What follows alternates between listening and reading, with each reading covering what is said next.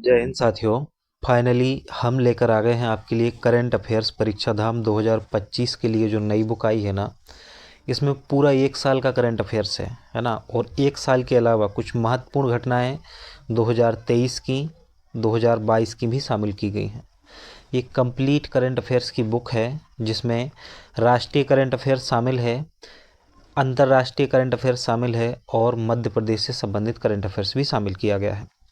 इसमें कुछ इस प्रकार से डाटा को तैयार किया जाता है कि आप जो फैक्ट बेस्ड एग्ज़ाम होते हैं ना, जैसे एमपीपीएससी का प्रीलिम्स का एग्ज़ाम हो गया है ना, और एमपीईएसबी जितने भी एग्ज़ाम आयोजित कराती है वो सारे एग्ज़ाम हो गए, एमपीपीएससी असिस्टेंट प्रोफेसर का एग्ज़ाम हो गया, या कोई सा भी अदर एग्ज़ाम, कोई सा भी वनडे एग्ज़ाम जो वस्तुनिष्ठ प्रश्नों पर आधारित होता है, वह सारे के सारे एग्ज़ाम इस बुक से कवर होते हैं। ये एक ऐसी बुक है जिसमें मध्य प्रदेश का करंट अफेयर्स तो होता ही है, साथ ही राष्ट्रीय और अंतर्राष्ट्रीय करंट अफेयर्स को भी शामिल किया जाता है। इसमें आपको देखने को मिलता है ज्योग्राफी से संबंधित घटनाएं भी अलग से शामिल की जाती हैं, पर्यावरण को शामिल किया जाता है, राज्य व्यवस्था, इकोनॉमी, है ना, और जितने भी हमारे बेसिक टॉपिक होते हैं ना, उनको भी चीज़ों को कुछ कुछ शामिल किया जाता है। इसमें ज़्यादा कंटेंट नहीं रहता है, फैक्ट बेस्ड डाटा बनाया जाता है, पूरा फैक्ट बनाए जाते हैं, है ना, ताकि बच्चे इसको कम समय में जो है ना तैयार कर सकें। लेकिन प्रॉब्लम तो यही है ना कि सीधे आपके सामने फैक्ट रहेंगे ना तो आपको लिंक करने में दिक्कत होती है, इसीलिए आपको वीडियो का सहारा लेना पड़ता है। और ये सही बात भी है कि कोई चीज़ अगर आप पीडीएफ से या फिर बुक से पढ़ रहे हो, जब चीज़ें याद ना हो तो आपको वीडियो का सहारा लेना भी चाहिए, बिल्कुल लेना चाहिए, है ना। ये करंट अफेयर्स परीक्षा धाम का पहला वीडियो है, पार्ट 1 है, मेगा मैराथन वीडियो है ये भी, है ना। तो हम कोशिश करेंगे कि बहुत सारे टॉपिक जो है ना एक ही वीडियो में कंप्लीट करा दें। तो हम आपको दिखा देते हैं पहले कौन कौन से टॉपिक हम कंप्लीट करने वाले हैं। उससे पहले हम आपको बता दें कि ये पहला वीडियो है, मेगा मैराथन वीडियो है ये। इसको आप जितना ज़्यादा लाइक करोगे, मतलब जितने ज़्यादा लाइक इस पर आएंगे, उसके बाद ये संभावना होती है कि दूसरा जो पार्ट आएगा ना वो जल्द ही आएगा और उस दूसरे पार्ट में ये बुक जो है वो कंप्लीट हो जाएगी। तो पार्ट 1 में आधी बुक कंप्लीट हो जाएगी और आधा बचा हुआ कंटेंट पार्ट 2 में आएगा तो उससे कंप्लीट हो जाएगा। देखो, लाइक कर दिया करो यार, आपको पता है ना, बीच में अभी मैं जैसे हॉस्पिटल में रहा, उसके बाद जैसे ही मैं वहाँ से ना घर आया और उसके बाद मैंने तुरंत वर्क करना शुरू किया और आप लोगों के लिए चीज़ों को तैयार किया कि चलो शुरू करते हैं दोबारा से। अभी भी प्रॉब्लम होती है तो उसके बाद भी हम आपके लिए कंटेंट लेकर आ रहे हैं। क्यों? क्योंकि एग्ज़ाम बहुत नज़दीक है। और एक और बात बताते हैं आपको, आज मैं अपने YouTube चैनल का एनालिसिस देख रहा था, तब मैंने पाया कि मेरा चैनल जो है ना, ये मेरा YouTube चैनल प्रतिदिन प्रतिदिन प्रतिदिन का बता रहे हैं ना कि टोटल 24 घंटे में जो है ना, 24 घंटे होते हैं एक दिन में, तो एक दिन में हमारा जो YouTube चैनल है, आपको जान के आश्चर्य होगा कि 4000 प्लस घंटे जो है ना वॉच किया जाता है। तो आप सोचो कि कौन कंपटीशन जो है ना कितने हाई लेवल का है कि सिर्फ एक यूट्यूब चैनल को बच्चे जो है 4000 घंटे देख रहे हैं।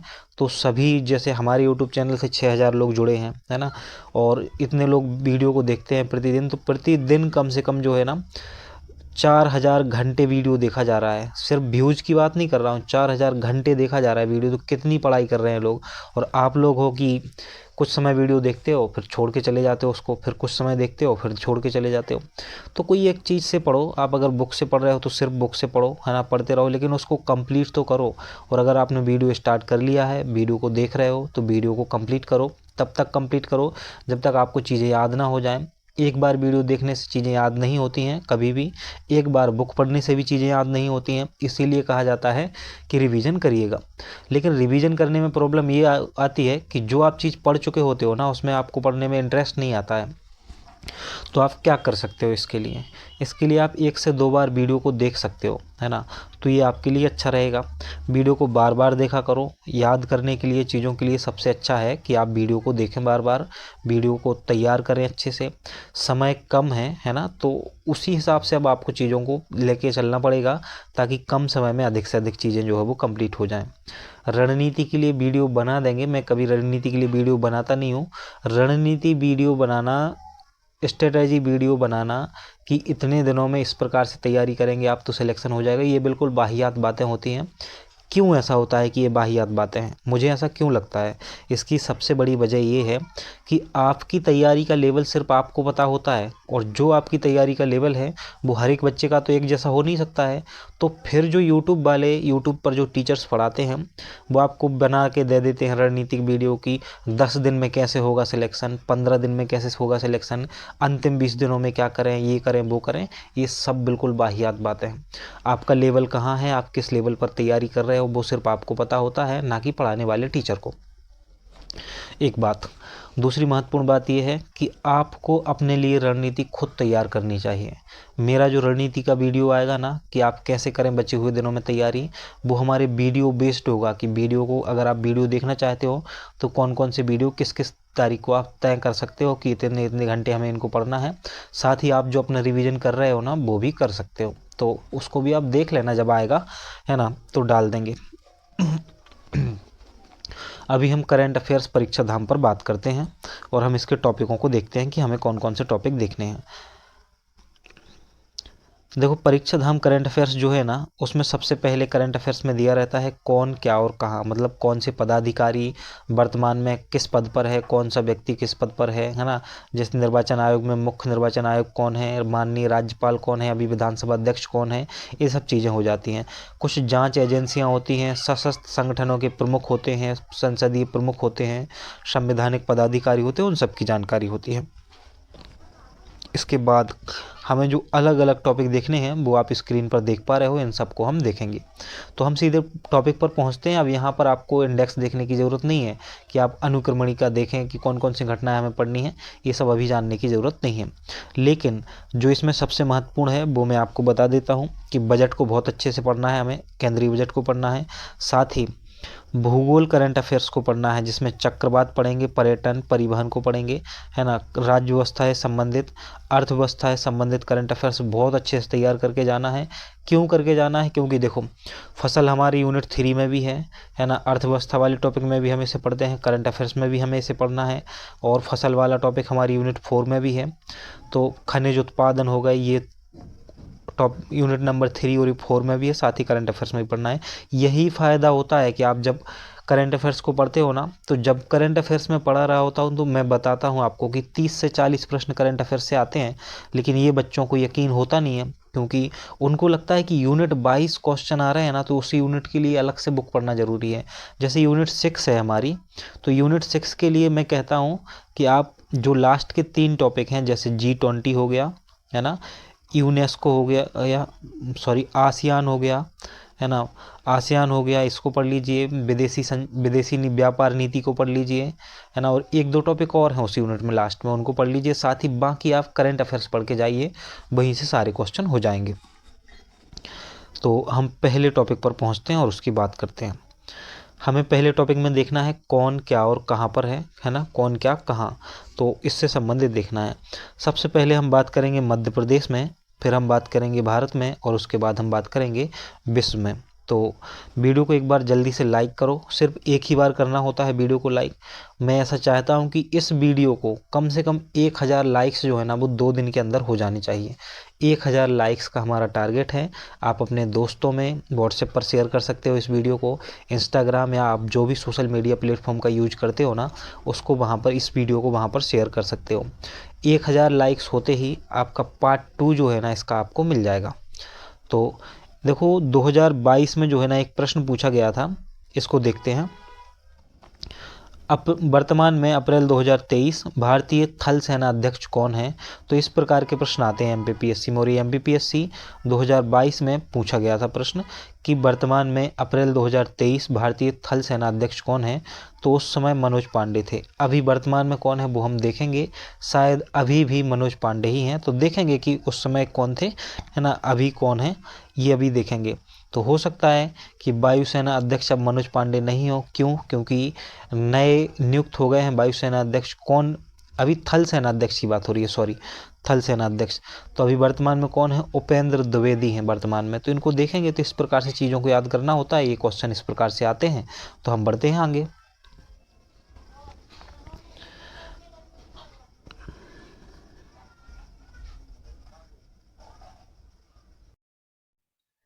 सबसे पहले हम देखते हैं कि मध्य प्रदेश में कौन से पदाधिकारी किस पद पर हैं, है ना, कौन सा व्यक्ति किस पद पर है, किस आयोग का अध्यक्ष है, कौन लोकायुक्त है, कौन पुलिस महानिदेशक, इन सबको देखते हैं।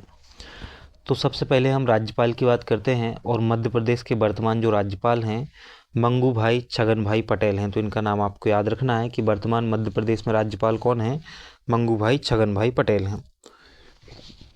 मुख्यमंत्री का नाम आपको याद होगा ही, डॉक्टर मोहन यादव। और जो उप मुख्यमंत्री हैं, दो व्यक्तियों को उप मुख्यमंत्री बनाया गया है, जगदीश देवड़ा और श्री राजेंद्र शुक्ल। तो जगदीश देवड़ा और श्री राजेंद्र शुक्ल का नाम याद रखना है कि ये दोनों जो हैं मध्य प्रदेश के उप मुख्यमंत्री बनाए गए हैं।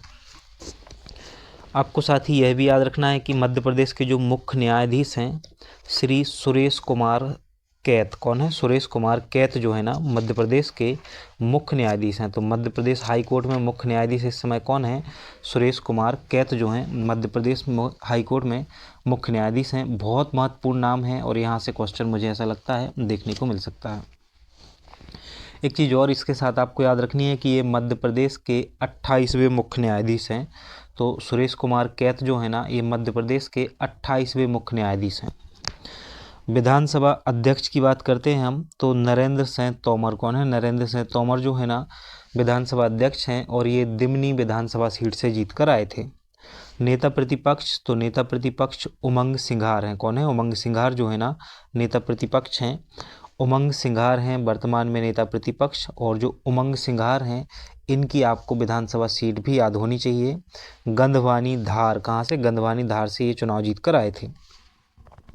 अगला है कि प्रमुख सचिव विधानसभा सचिवालय की बात करें, तो प्रमुख सचिव विधानसभा सचिवालय तो अवधेश प्रताप सिंह, कौन है, अवधेश प्रताप सिंह। और मध्य प्रदेश में मुख्य सचिव कौन है इस समय, तो मध्य प्रदेश में मुख्य सचिव हैं अभी वर्तमान में अनुराग जैन, कौन है, अनुराग जैन मध्य प्रदेश में मुख्य सचिव हैं। पुलिस महानिदेशक कैलाश मकबाना का नाम याद रखना है, पुलिस महानिदेशक के पद पर हैं कैलाश मकबाना। मध्य प्रदेश महाधिवक्ता के पद पर श्री प्रशांत सिंह, कौन है, प्रशांत सिंह मध्य प्रदेश महाधिवक्ता हैं श्री प्रशांत सिंह।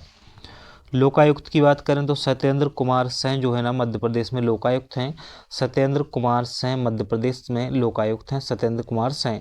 न्यायमूर्ति सत्येंद्र कुमार सिंह लोकायुक्त हैं।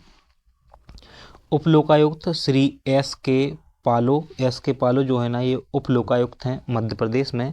मध्य प्रदेश उप लोकायुक्त पूछे जाएं तो एस के पालो, लोकायुक्त पूछा जाए तो श्री सत्येंद्र कुमार सिंह। अभी मैं आपसे पूछूंगा भी इन सब प्रश्नों को, तो आप जल्दी जल्दी कमेंट भी करेंगे साथ साथ। अगर पूछा जाए आपसे कि राज्य मुख्य सूचना आयुक्त कौन है, तो राज्य मुख्य सूचना आयुक्त जो है ना आप सही आंसर करोगे विजय यादव, कौन है, विजय यादव मध्य प्रदेश में राज्य मुख्य सूचना आयुक्त हैं। और मुख्य निर्वाचन आयुक्त कौन है मध्य प्रदेश के, तो मुख्य निर्वाचन आयोग मनोज कुमार श्रीवास्तव हैं, कौन है, मनोज कुमार श्रीवास्तव मध्य प्रदेश के मुख्य निर्वाचन आयुक्त हैं। एमपीपीएससी के अध्यक्ष की बात की जाए तो राजेश लाल मेहरा आपको याद रखना है, एमपीपीएससी के वर्तमान में अध्यक्ष हैं राजेश लाल मेहरा। और राज्य पिछड़ा वर्ग आयोग जो है ना इसके अध्यक्ष के रूप में डॉक्टर रामकृष्ण कुसमरिया का नाम आपको याद होना चाहिए। अगर पूछा जाए मध्य प्रदेश राज्य पिछड़ा वर्ग आयोग के अध्यक्ष कौन है, तो आप रामकृष्ण कुसमरिया सही आंसर करेंगे। अगला प्रश्न है मध्य प्रदेश राज्य पिछड़ा वर्ग कल्याण आयोग के अध्यक्ष कौन है, तो गौरी शंकर बिसेन, कौन है, गौरी शंकर बिसेन। इनको पिछड़ा वर्ग कल्याण आयोग के रूप में याद रखना है आपको, है ना। और राज्य पिछड़ा वर्ग आयोग पूछा जाए तो रामकृष्ण कुसमरिया, और राज्य पिछड़ा वर्ग कल्याण आयोग पूछा जाए तो गौरी शंकर बिसेन का नाम याद होना चाहिए। अगला है मध्य प्रदेश बाल संरक्षण आयोग, देवेंद्र मोरे का नाम याद रखना है। देवेंद्र मोरे जो है ना मध्य प्रदेश बाल संरक्षण आयोग के अध्यक्ष हैं, कौन है, देवेंद्र मोरे। तो मध्य प्रदेश में बाल संरक्षण आयोग के अध्यक्ष हैं देवेंद्र मोरे। तो हमने दो तीन महत्वपूर्ण चीज़ें देख ली हैं, कौन कौन सी, एक तो एमपीपीएससी के अध्यक्ष राजेश लाल मेहरा का नाम याद रखना है। मुख्य निर्वाचन आयुक्त मध्य प्रदेश के याद रखने हैं मनोज कुमार श्रीवास्तव। मुख्य सूचना आयुक्त विजय यादव याद रखना है। लोकायुक्त सत्येंद्र कुमार सिंह याद रखने हैं। पुलिस महानिदेशक कैलाश मकबाना का नाम याद रखना है। और मध्य प्रदेश के मुख्य न्यायाधीश सुरेश कुमार कैत का नाम आपको विशेष रूप से याद रखना होगा। अब हम आगे बढ़ते हैं। मध्य प्रदेश राज्य खाद्य संरक्षण आयोग की बात करें तो मध्य प्रदेश का जो राज्य खाद्य संरक्षण आयोग है वीरेंद्र कुमार मल्होत्रा इसके अध्यक्ष हैं। वहीं मध्य प्रदेश अल्पसंख्यक आयोग में अभी वर्तमान में नियाज मोहम्मद खान, कौन, नियाज मोहम्मद खान जो है ना मध्य प्रदेश अल्पसंख्यक आयोग के अध्यक्ष हैं। अगर पूछा जाए कि मध्य प्रदेश राज्य वित्त आयोग के अध्यक्ष कौन है, तो श्री हिम्मत कोठारी, कौन है, हिम्मत कोठारी। मध्य प्रदेश राज्य नीति आयोग के अध्यक्ष कौन है, तो जो वर्तमान में मुख्यमंत्री होते हैं ना वही मध्य प्रदेश राज्य नीति आयोग के पदेन अध्यक्ष हुआ करते हैं, और वर्तमान में मध्य प्रदेश के मुख्यमंत्री हैं डॉक्टर मोहन यादव। अगला है मध्य प्रदेश राज्य नीति आयोग के उपाध्यक्ष। तो उपाध्यक्ष का पद भी बहुत महत्वपूर्ण होता है, इसलिए इनको भी याद रखना है। सचिन चतुर्वेदी का नाम आपको याद रखना है। मध्य प्रदेश राज्य नीति आयोग के उपाध्यक्ष हैं सचिन चतुर्वेदी। अगला है मध्य प्रदेश विधि आयोग के अध्यक्ष, तो वेद प्रकाश विधि आयोग के अध्यक्ष हैं वेद प्रकाश। तो देखो हमने क्या क्या देख लिया है, एक बार उन चीज़ों को समझो और फिर हम आगे बढ़ते हैं। तो महत्वपूर्ण नाम, सुरेश कुमार कैथ मध्य प्रदेश के मुख्य न्यायाधीश हैं। विधानसभा अध्यक्ष नरेंद्र सिंह तोमर हैं। नेता प्रतिपक्ष उमंग सिंघार हैं। इतनी चीज़ें आपको याद रखनी। इसके अलावा पुलिस महानिदेशक कैलाश मकवाना। मध्य प्रदेश के लोकायुक्त जो है ना कौन है, सत्येंद्र कुमार सिंह, आपको याद रखना है। मुख्य सूचना आयुक्त का नाम विजय यादव याद रखना है, और मुख्य निर्वाचन आयुक्त के रूप में मनोज कुमार श्रीवास्तव। एमपीपीएससी के अध्यक्ष पूछे जाएं तो राजेश लाल मेहरा। राज्य पिछड़ा वर्ग आयोग के अध्यक्ष पूछे जाएं तो रामकृष्ण कुशमरिया। अगर पूछा जाए कि मध्य प्रदेश अल्पसंख्यक आयोग के अध्यक्ष कौन है, तो नियाज मोहम्मद खान है, ये आपको याद रखना है।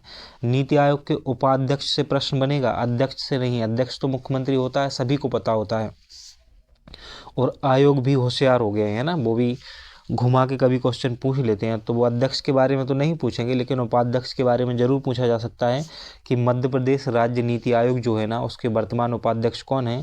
तो आपको याद रखना है सचिन चतुर्वेदी उसके वर्तमान उपाध्यक्ष हैं। अब हम आगे बढ़ते हैं। अब हम बात करते हैं भारत में कौन क्या है ना। तो भारत के जो राष्ट्रपति हैं इनका नाम तो आपको याद ही होगा, द्रौपदी मुर्मू, और ये 15वें क्रम की हैं। ये आपको याद रखना है कि 15वीं राष्ट्रपति बनाई गई हैं द्रौपदी मुर्मू।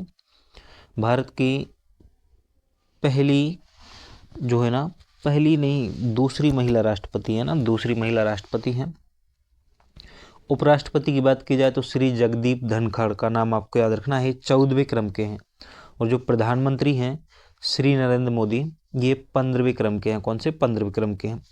मुख्य चुनाव आयुक्त राजीव कुमार हैं वर्तमान में, और क्रम इनका है 25वां। तो मुख्य चुनाव आयुक्त कौन है, राजीव कुमार हैं मुख्य चुनाव आयुक्त। आपको इनका नाम याद, माफ कीजिए, राजीव कुमार मुख्य चुनाव आयुक्त हैं। क्रम में 25वें क्रम के हैं, मुख्य चुनाव आयुक्त हैं वर्तमान में राजीव कुमार। बहुत महत्वपूर्ण नाम है, पूछा जा सकता है। मुख्य न्यायाधीश कौन है, तो भारत के मुख्य न्यायाधीश यानी कि सर्वोच्च न्यायालय के मुख्य न्यायाधीश जो है ना संजीव खन्ना है। संजीव खन्ना 51वें मुख्य न्यायाधीश हैं। तो चीफ जस्टिस ऑफ इंडिया जो है ना संजीव खन्ना जी हैं, और ये 51वें क्रम के हैं। अटॉर्नी जनरल ऑफ इंडिया पूछा जाए कि भारत के महान्यायवादी कौन है, तो भारत के महान्यायवादी के रूप में आप आंसर करेंगे श्री आर वेंकटरमणि का। आर वेंकटरमणि भारत के महान्यायवादी हैं, अटॉर्नी जनरल ऑफ इंडिया हैं। एक और बहुत महत्वपूर्ण पद होता है नियंत्रक एवं महालेखा परीक्षक। इनके पद को सुशोभित कर रहे हैं अभी संजय मूर्ति। कौन है, संजय मूर्ति, एक क्रम में 15वें हैं। तो कैग कौन है, भारत के संजय मूर्ति हैं। और अगर महान्यायवादी पूछा जाए तो आर वेंकटरमणि जो कि 16वें क्रम के हैं। भारत के चीफ जस्टिस ऑफ इंडिया कौन है, संजीव खन्ना है, और मुख्य चुनाव आयुक्त कौन है, राजीव कुमार हैं। इसके बाद अब हम कुछ संसदीय प्रमुखों को देखेंगे जहां से प्रश्न बन सकता है।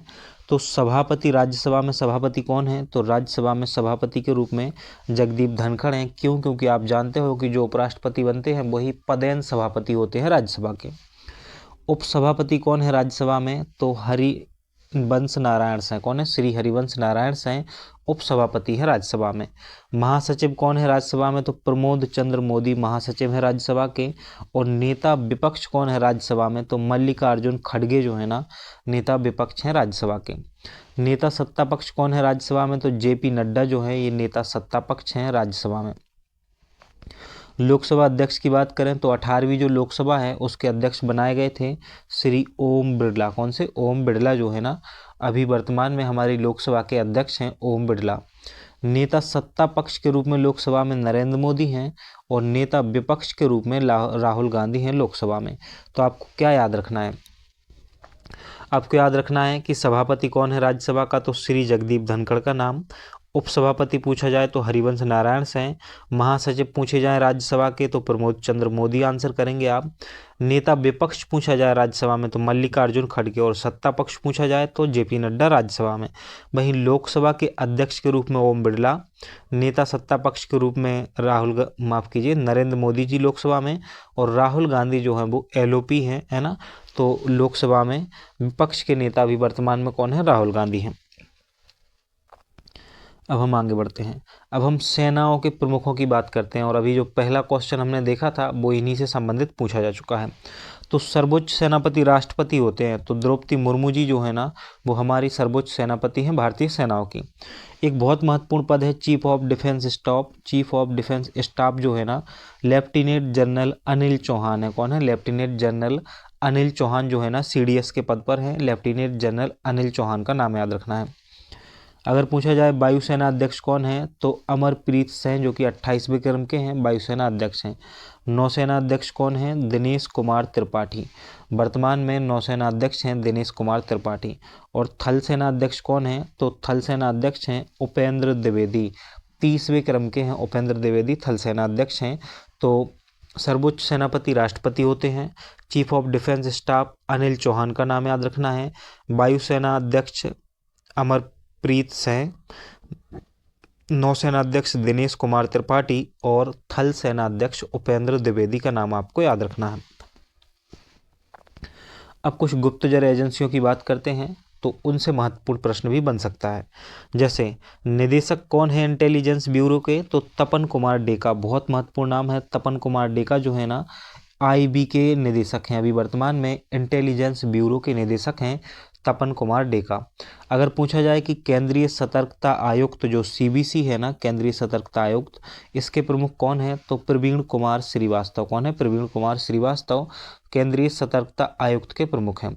वहीं निदेशक पूछ लिया जाए कि सीबीआई के निदेशक कौन है, केंद्रीय जांच ब्यूरो जो है ना उसके निदेशक कौन है, तो प्रवीण सूद जो है ना सीबीआई के निदेशक हैं।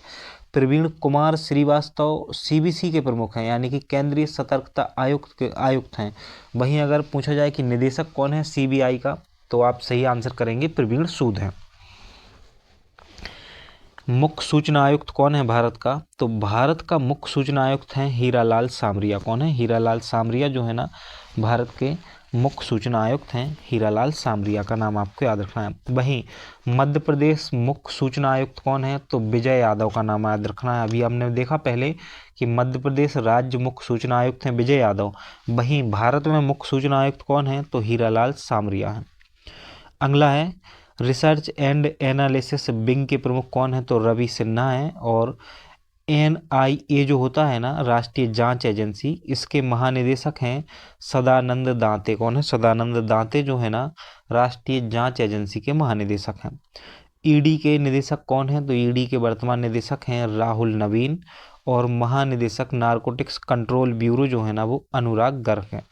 तो इसमें जो सबसे महत्वपूर्ण है वो आपको याद रखना है, भारत के मुख्य सूचना आयुक्त कौन है, हीरालाल सामरिया, बहुत महत्वपूर्ण नाम है। इसके अलावा दो नाम और आपको याद रखने हैं, एक तो रखना है निदेशक इंटेलिजेंस ब्यूरो के तपन कुमार डेका, और दूसरा याद रखना है केंद्रीय सतर्कता आयुक्त प्रवीण कुमार श्रीवास्तव। अब हम आगे बढ़ते हैं, प्रमुख आयोगों के अध्यक्ष, उपाध्यक्ष और सचिव की बात करेंगे यहाँ से। तो अध्यक्ष नीति आयोग कौन है, तो प्रधानमंत्री होते हैं। तो प्रधानमंत्री जो हैं अभी वर्तमान में श्री नरेंद्र मोदी, ये वर्तमान में अध्यक्ष हैं किसके, नीति आयोग के अध्यक्ष हैं।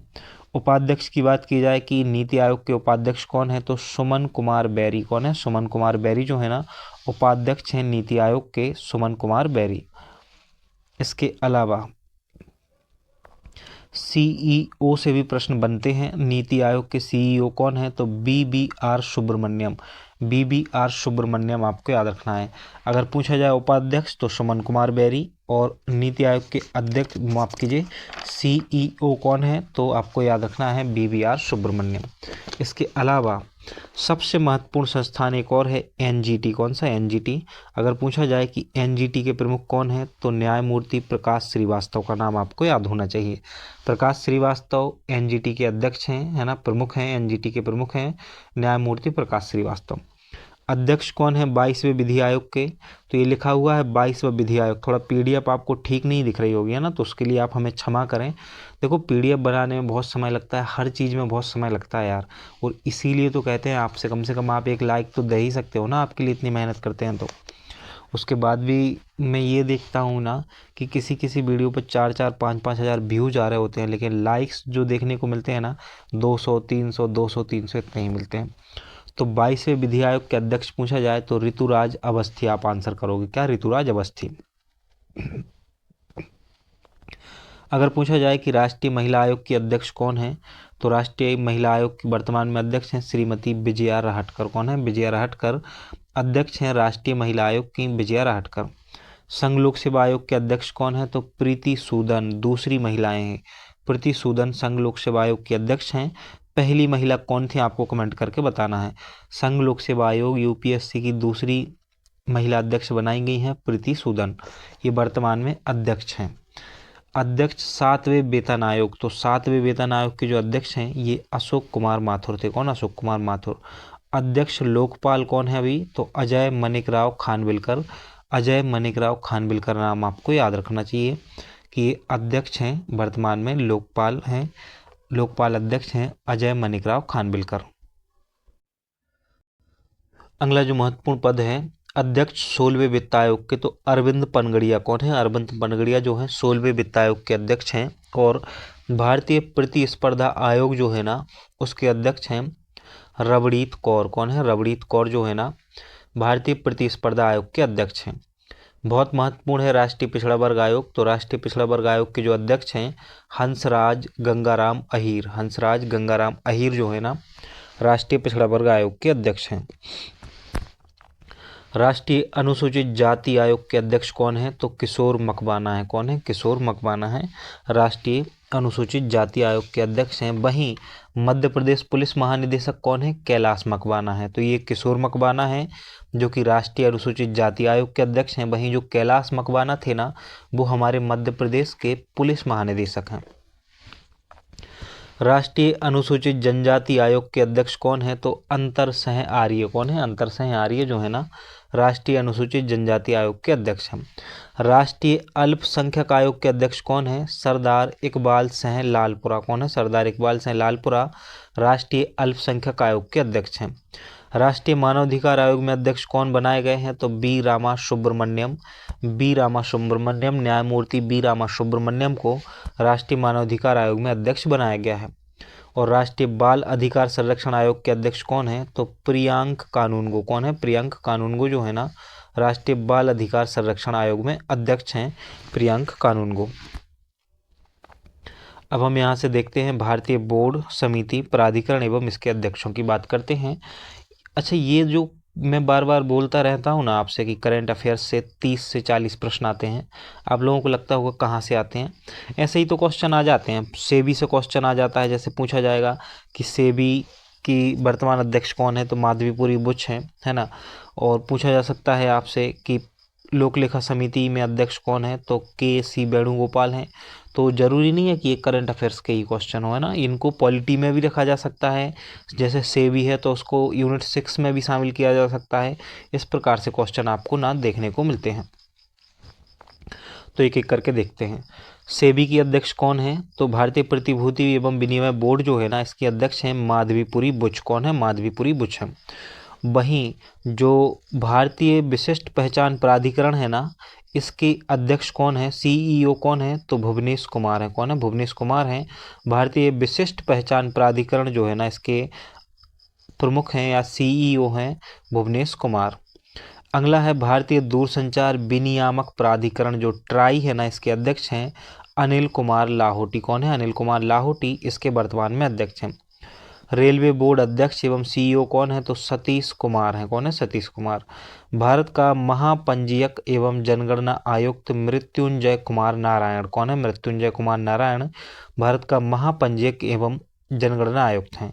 अध्यक्ष लोक लेखा समिति के अध्यक्ष कौन है? तो लोक लेखा समिति के अध्यक्ष हैं के.सी. वेणुगोपाल। लोक लेखा समिति के अध्यक्ष हैं के.सी. वेणुगोपाल। प्राक्कलन समिति के अध्यक्ष हैं संजय जायसवाल। प्राक्कलन समिति के अध्यक्ष हैं संजय जायसवाल। अब देखना ये महत्वपूर्ण है कि आप लोग कितनी पढ़ाई कर रहे हो, और वो इस बात से अंदाज़ा लग जाता है कि अब हम आपसे कमेंट बॉक्स में कुछ प्रश्न पूछ रहे हैं, वो आप बताइए। लोक लेखा समिति में कितने सदस्य होते हैं? साथ ही आप यह भी बताइए कि लोक लेखा समिति में राज्यसभा से कितने सदस्य शामिल होते हैं और लोकसभा के कितने सदस्य होते हैं। वहीं प्राक्कलन समिति में कितने सदस्य होते हैं? ये दोनों क्वेश्चनों का आंसर आपको कमेंट बॉक्स में करना है। देखते हैं वो कौन से बच्चे हैं जिनको इस प्रश्न का आंसर आता है। राष्ट्रीय राजमार्ग प्राधिकरण, भारतीय राष्ट्रीय राजमार्ग प्राधिकरण जो है ना, इसके अध्यक्ष हैं संतोष कुमार यादव। को है संतोष कुमार यादव। अध्यक्ष भारतीय फिल्म और टेलीविज़न संस्थान आर माधवन। कौन है? आर माधवन जो है ना, भारतीय फिल्म और टेलीविज़न संस्थान के अध्यक्ष हैं आर माधवन। तो अभी तक हमने क्या क्या देखा है, एक बार छोटा सा रिवीजन कर लेते हैं, उसके बाद फिर हम लोग जो है ना आगे बढ़ेंगे। सबसे पहले हमने मध्य प्रदेश के पदाधिकारियों की बात की, जिसमें हमने मध्य प्रदेश के मुख्य न्यायाधीश की बात की।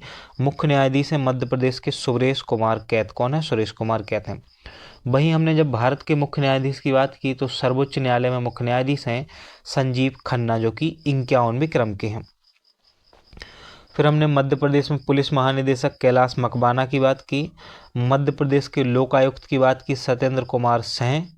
मध्य प्रदेश राज्य सूचना आयुक्त विजय यादव का नाम याद रखना है। मध्य प्रदेश अल्पसंख्यक आयोग में नियाज मोहम्मद खान का नाम याद रखना है। मध्य प्रदेश लोक सेवा आयोग जो है ना, उसके अध्यक्ष के रूप में राजेश लाल मेहरा का नाम याद रखना है। मध्य प्रदेश राज्य नीति आयोग एवं के उपाध्यक्ष के रूप में आपको सचिन चतुर्वेदी का नाम याद रखना है। इसके अलावा फिर जब हम आगे बढ़े तो हमने देखा कि भारत के मुख्य न्यायाधीश संजीव खन्ना हैं।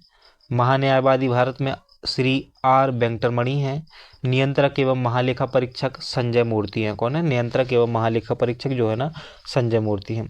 जब हम आगे बढ़े तो हमने देखा कि उपसभापति राज्यसभा में हरिवंश नारायण सिंह हैं। उपसभापति की बात कर रहा हूँ मैं।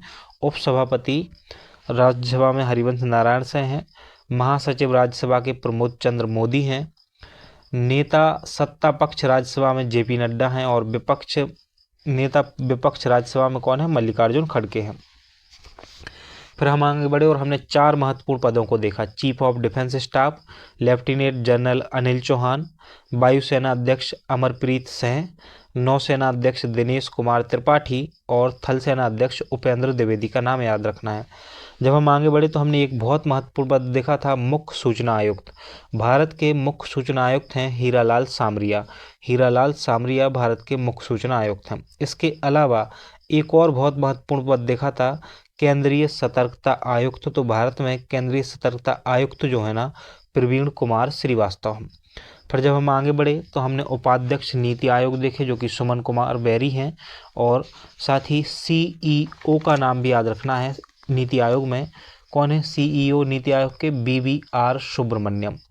इसके अलावा एनजीटी प्रमुख हैं न्यायमूर्ति प्रकाश श्रीवास्तव। अध्यक्ष लोकपाल याद रखना है भारत में अजय मनिकराव खानविलकर।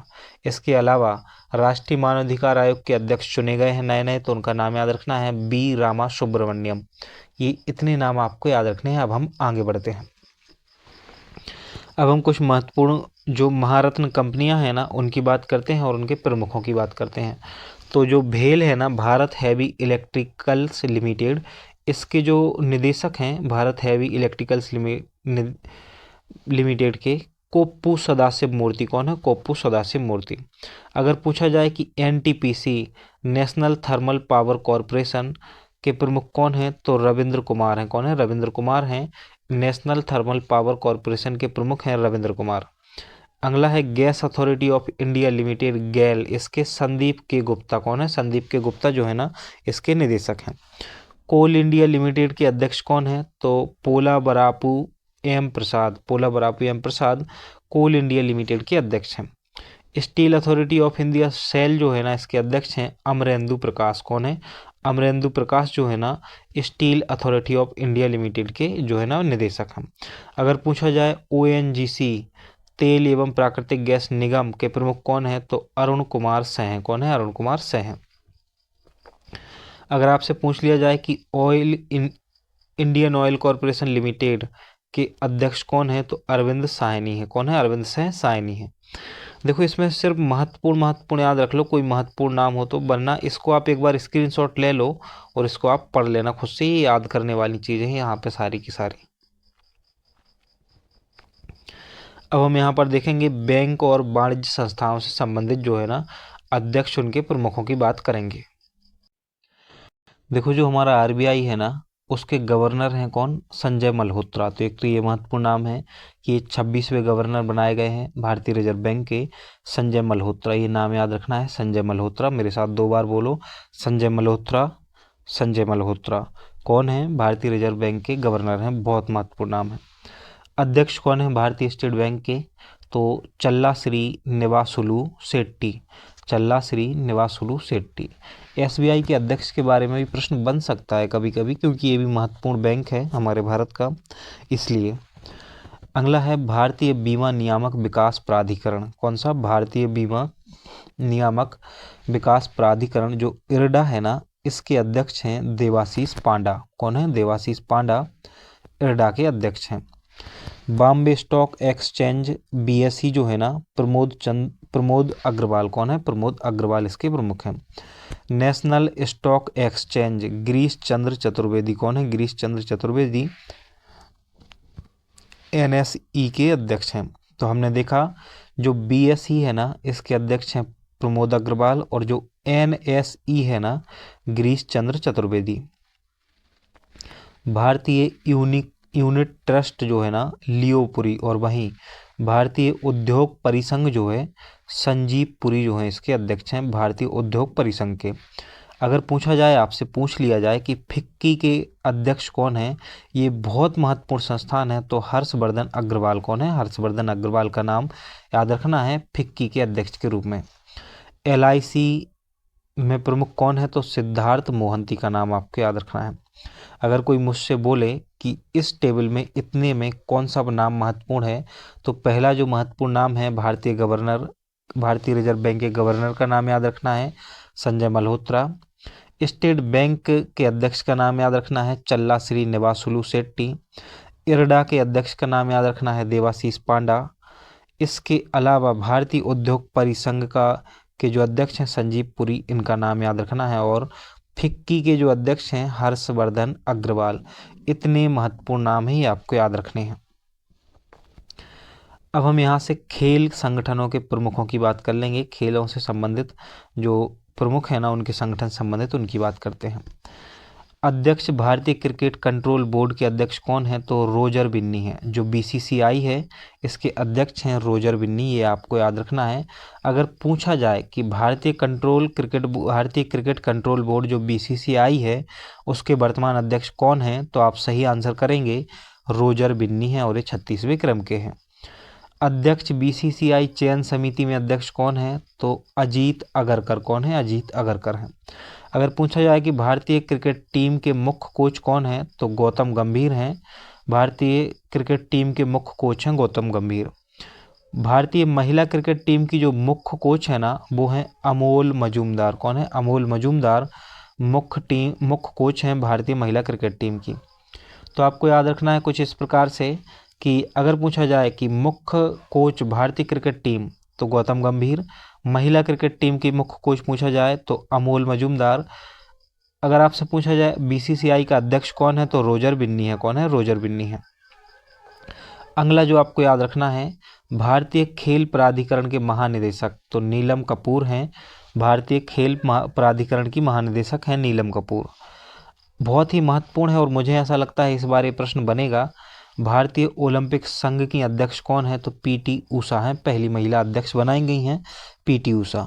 भारतीय ओलंपिक संघ जो है ना, उसकी अध्यक्ष हैं पीटी उषा। अगला है कि भारतीय कुश्ती फेडरेशन संजय सिंह। कौन है? भारतीय कुश्ती फेडरेशन के अध्यक्ष हैं संजय सिंह। वहीं अगर पूछा जाए भारतीय टेबल टेनिस संघ के प्रमुख कौन है, तो मेघना अहलावत हैं। भारतीय टेबल टेनिस संघ की प्रमुख हैं मेघना अहलावत। अखिल भारतीय फुटबॉल परिसंघ कल्याण चौबे। आपको टेंशन नहीं लेनी है, अभी मैं बताऊंगा कि कौन कौन से नाम आपको याद रखने हैं। पहले एक बार सबको पढ़ लेते हैं। अखिल भारतीय शतरंज संघ नितिन सारंग, क्या नितिन सारंग, ये सबसे युवा अध्यक्ष बनाए गए हैं अखिल भारतीय शतरंज संघ के। हॉकी इंडिया के अध्यक्ष कौन है, तो दिलीप टर्की हैं हॉकी इंडिया के अध्यक्ष। इसके अलावा एशियाई ओलंपिक परिषद में अध्यक्ष कौन है, तो रणधीर सिंह हैं। एशियाई ओलंपिक परिषद में अध्यक्ष कौन है, रणधीर सिंह हैं। तो आपको जो अब नाम याद रखने हैं खेलों से संबंधित संगठनों में, उनको देखो। एक तो बीसीसीआई के अध्यक्ष का नाम याद रखना है, रोजर बिन्नी। दूसरा, मुख्य कोच भारतीय टीम गौतम गंभीर। मुख्य कोच भारतीय महिला क्रिकेट टीम अमोल मजूमदार। भारतीय खेल प्राधिकरण के महानिदेशक नीलम कपूर को याद रखना है। सबसे महत्वपूर्ण भारतीय ओलंपिक संघ की जो अध्यक्ष हैं पीटी उषा का नाम आपको याद रखना है। इतनी चीज़ें आपको याद रखनी होंगी इसमें से। अब हम यहाँ से वैज्ञानिक एवं अनुसंधान संस्थानों की बात करते हैं और उनको हम देखते हैं कि वैज्ञानिक एवं अनुसंधान संस्थानों के प्रमुख कौन हैं। वैज्ञानिक एवं अनुसंधान संस्थानों के प्रमुखों में पहला नाम है इसरो का, और इसरो के जो अध्यक्ष हैं, आपको यहाँ पे संशोधन कर लेना है थोड़ा सा। इसरो के 11वें अध्यक्ष बनाए गए हैं कौन, बी नारायणन। नारायणन का नाम याद रखना है। इसरो के नए अध्यक्ष बनाए गए हैं बी नारायणन। बी नारायणन बनाए गए हैं, वी नारायणन है ना। तो वी नारायणन जो है ना इसरो के नए अध्यक्ष बनाए गए हैं। इसको आपको सुधार कर लेना है, इसको हटा देना है। निदेशक कौन है भाभा परमाणु अनुसंधान केंद्र के, तो विवेक भसीन है, बहुत महत्वपूर्ण नाम है। तो विवेक भसीन जो है ना भाभा परमाणु अनुसंधान केंद्र बार्क के अध्यक्ष हैं, निदेशक हैं। डीआरडीओ के अध्यक्ष कौन है, तो समीर बी कामत। कौन है, समीर बी कामत जो है ना डीआरडीओ के अध्यक्ष हैं, समीर बी कामत। परमाणु ऊर्जा आयोग के अध्यक्ष कौन है, ए.के. मोहंती। अजीत कुमार मोहंती जो है ना परमाणु ऊर्जा आयोग के अध्यक्ष हैं। परमाणु ऊर्जा नियामक बोर्ड के अध्यक्ष कौन है, तो दिनेश कुमार शुक्ला। कौन है, दिनेश कुमार शुक्ला। निदेशक कौन है विक्रम साराभाई अंतरिक्ष केंद्र के, तो उन्नी जय कृष्ण नायर। तो देखो, इसरो के अध्यक्ष के रूप में बी नारायणन का नाम याद रखना है, बी नारायणन का नाम याद रखना है। वहीं भाभा परमाणु अनुसंधान केंद्र के लिए विवेक भसीन। डीआरडीओ के अध्यक्ष के रूप में समीर बी कामत। परमाणु ऊर्जा आयोग के अध्यक्ष के रूप में ए.के. मोहंती। परमाणु ऊर्जा नियामक बोर्ड के रूप में दिनेश कुमार शुक्ला। और विक्रम साराभाई अंतरिक्ष केंद्र के प्रमुख के रूप में डॉक्टर उन्नी जय कृष्ण नायर का नाम आपको याद रखना है। अब हम आगे बढ़ते हैं। यहाँ से हम बात करेंगे विश्व में कौन जो है ना किस पद पर है, इसको देख लेते हैं। तो महासचिव संयुक्त राष्ट्र संघ के महासचिव कौन है, एंटोनियो गुटेरस। कौन है, एंटोनियो गुटेरस जो है ना पुर्तगाल के हैं और ये वर्तमान में महासचिव हैं संयुक्त राष्ट्र संघ के। 14वें अध्यक्ष, विश्व बैंक के 14वें अध्यक्ष बनाए गए हैं अजय बंगा। कौन, अजय बंगा जो है ना 14वें अध्यक्ष बनाए गए हैं विश्व बैंक के अजय बंगा। प्रबंध निदेशक, अंतर्राष्ट्रीय मुद्रा कोष के प्रबंध निदेशक कौन है, IMF जो संस्थान है ना इसके प्रबंध निदेशक हैं क्रिस्टोलिना जॉर्जिएवा। ये बुल्गारिया की हैं, कहाँ की हैं, बुल्गारिया की हैं। क्रिस्टालिना जॉर्जिएवा बुल्गारिया की हैं और ये अंतर्राष्ट्रीय मुद्रा कोष इंटरनेशनल मॉनेटरी फंड की प्रबंध निदेशक हैं। अगर क्वेश्चन पूछा जाए कि महानिदेशक कौन है विश्व व्यापार संगठन के, तो विश्व व्यापार संगठन के प्रमुख के रूप में या महानिदेशक के रूप में नांगोजी ओंकोजो इवेला जो है ना महानिदेशक हैं विश्व व्यापार संगठन की। विश्व स्वास्थ्य संगठन WHO, विश्व स्वास्थ्य संगठन जो है ना WHO, टेड्रोस अधानोम। कौन, टेड्रोस अधानोम जो है ना महानिदेशक हैं WTO की। महानिदेशक यूनेस्को, क्या महानिदेशक यूनेस्को की महानिदेशक कौन है, तो आंद्रे अजोले यूनेस्को की महानिदेशक हैं। जो खाद्य एवं कृषि संगठन है ना इसकी महानिदेशक कौन है, क्यू डोंग्यू। कौन, क्यू डोंग्यू जो कि चीन की हैं, ये खाद्य एवं कृषि संगठन की प्रमुख हैं। यूनिसेफ की बात करें तो यूनिसेफ कैथरीन रसेल, अमेरिका। कौन, कैथरीन रसेल जो है ना यूनिसेफ की प्रमुख हैं, कैथरीन रसेल।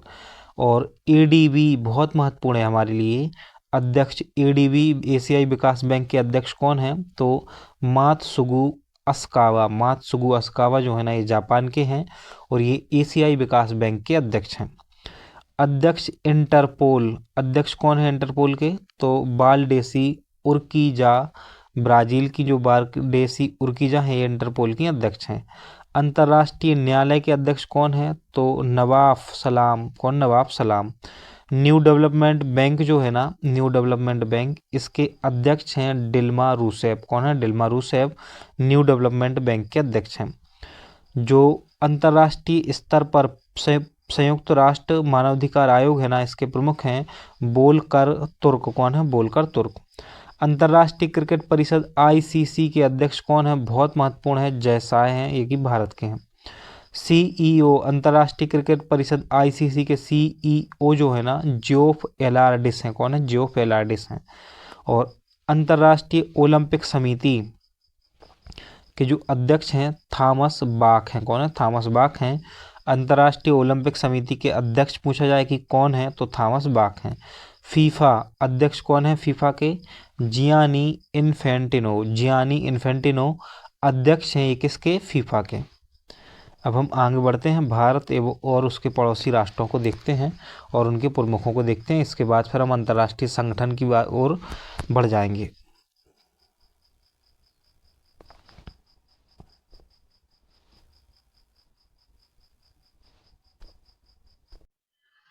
भारत के पड़ोसी देशों में पहला है अफगानिस्तान। अफगानिस्तान की राजधानी काबुल है और यहाँ की जो मुद्रा है अफगान या अफगानी है।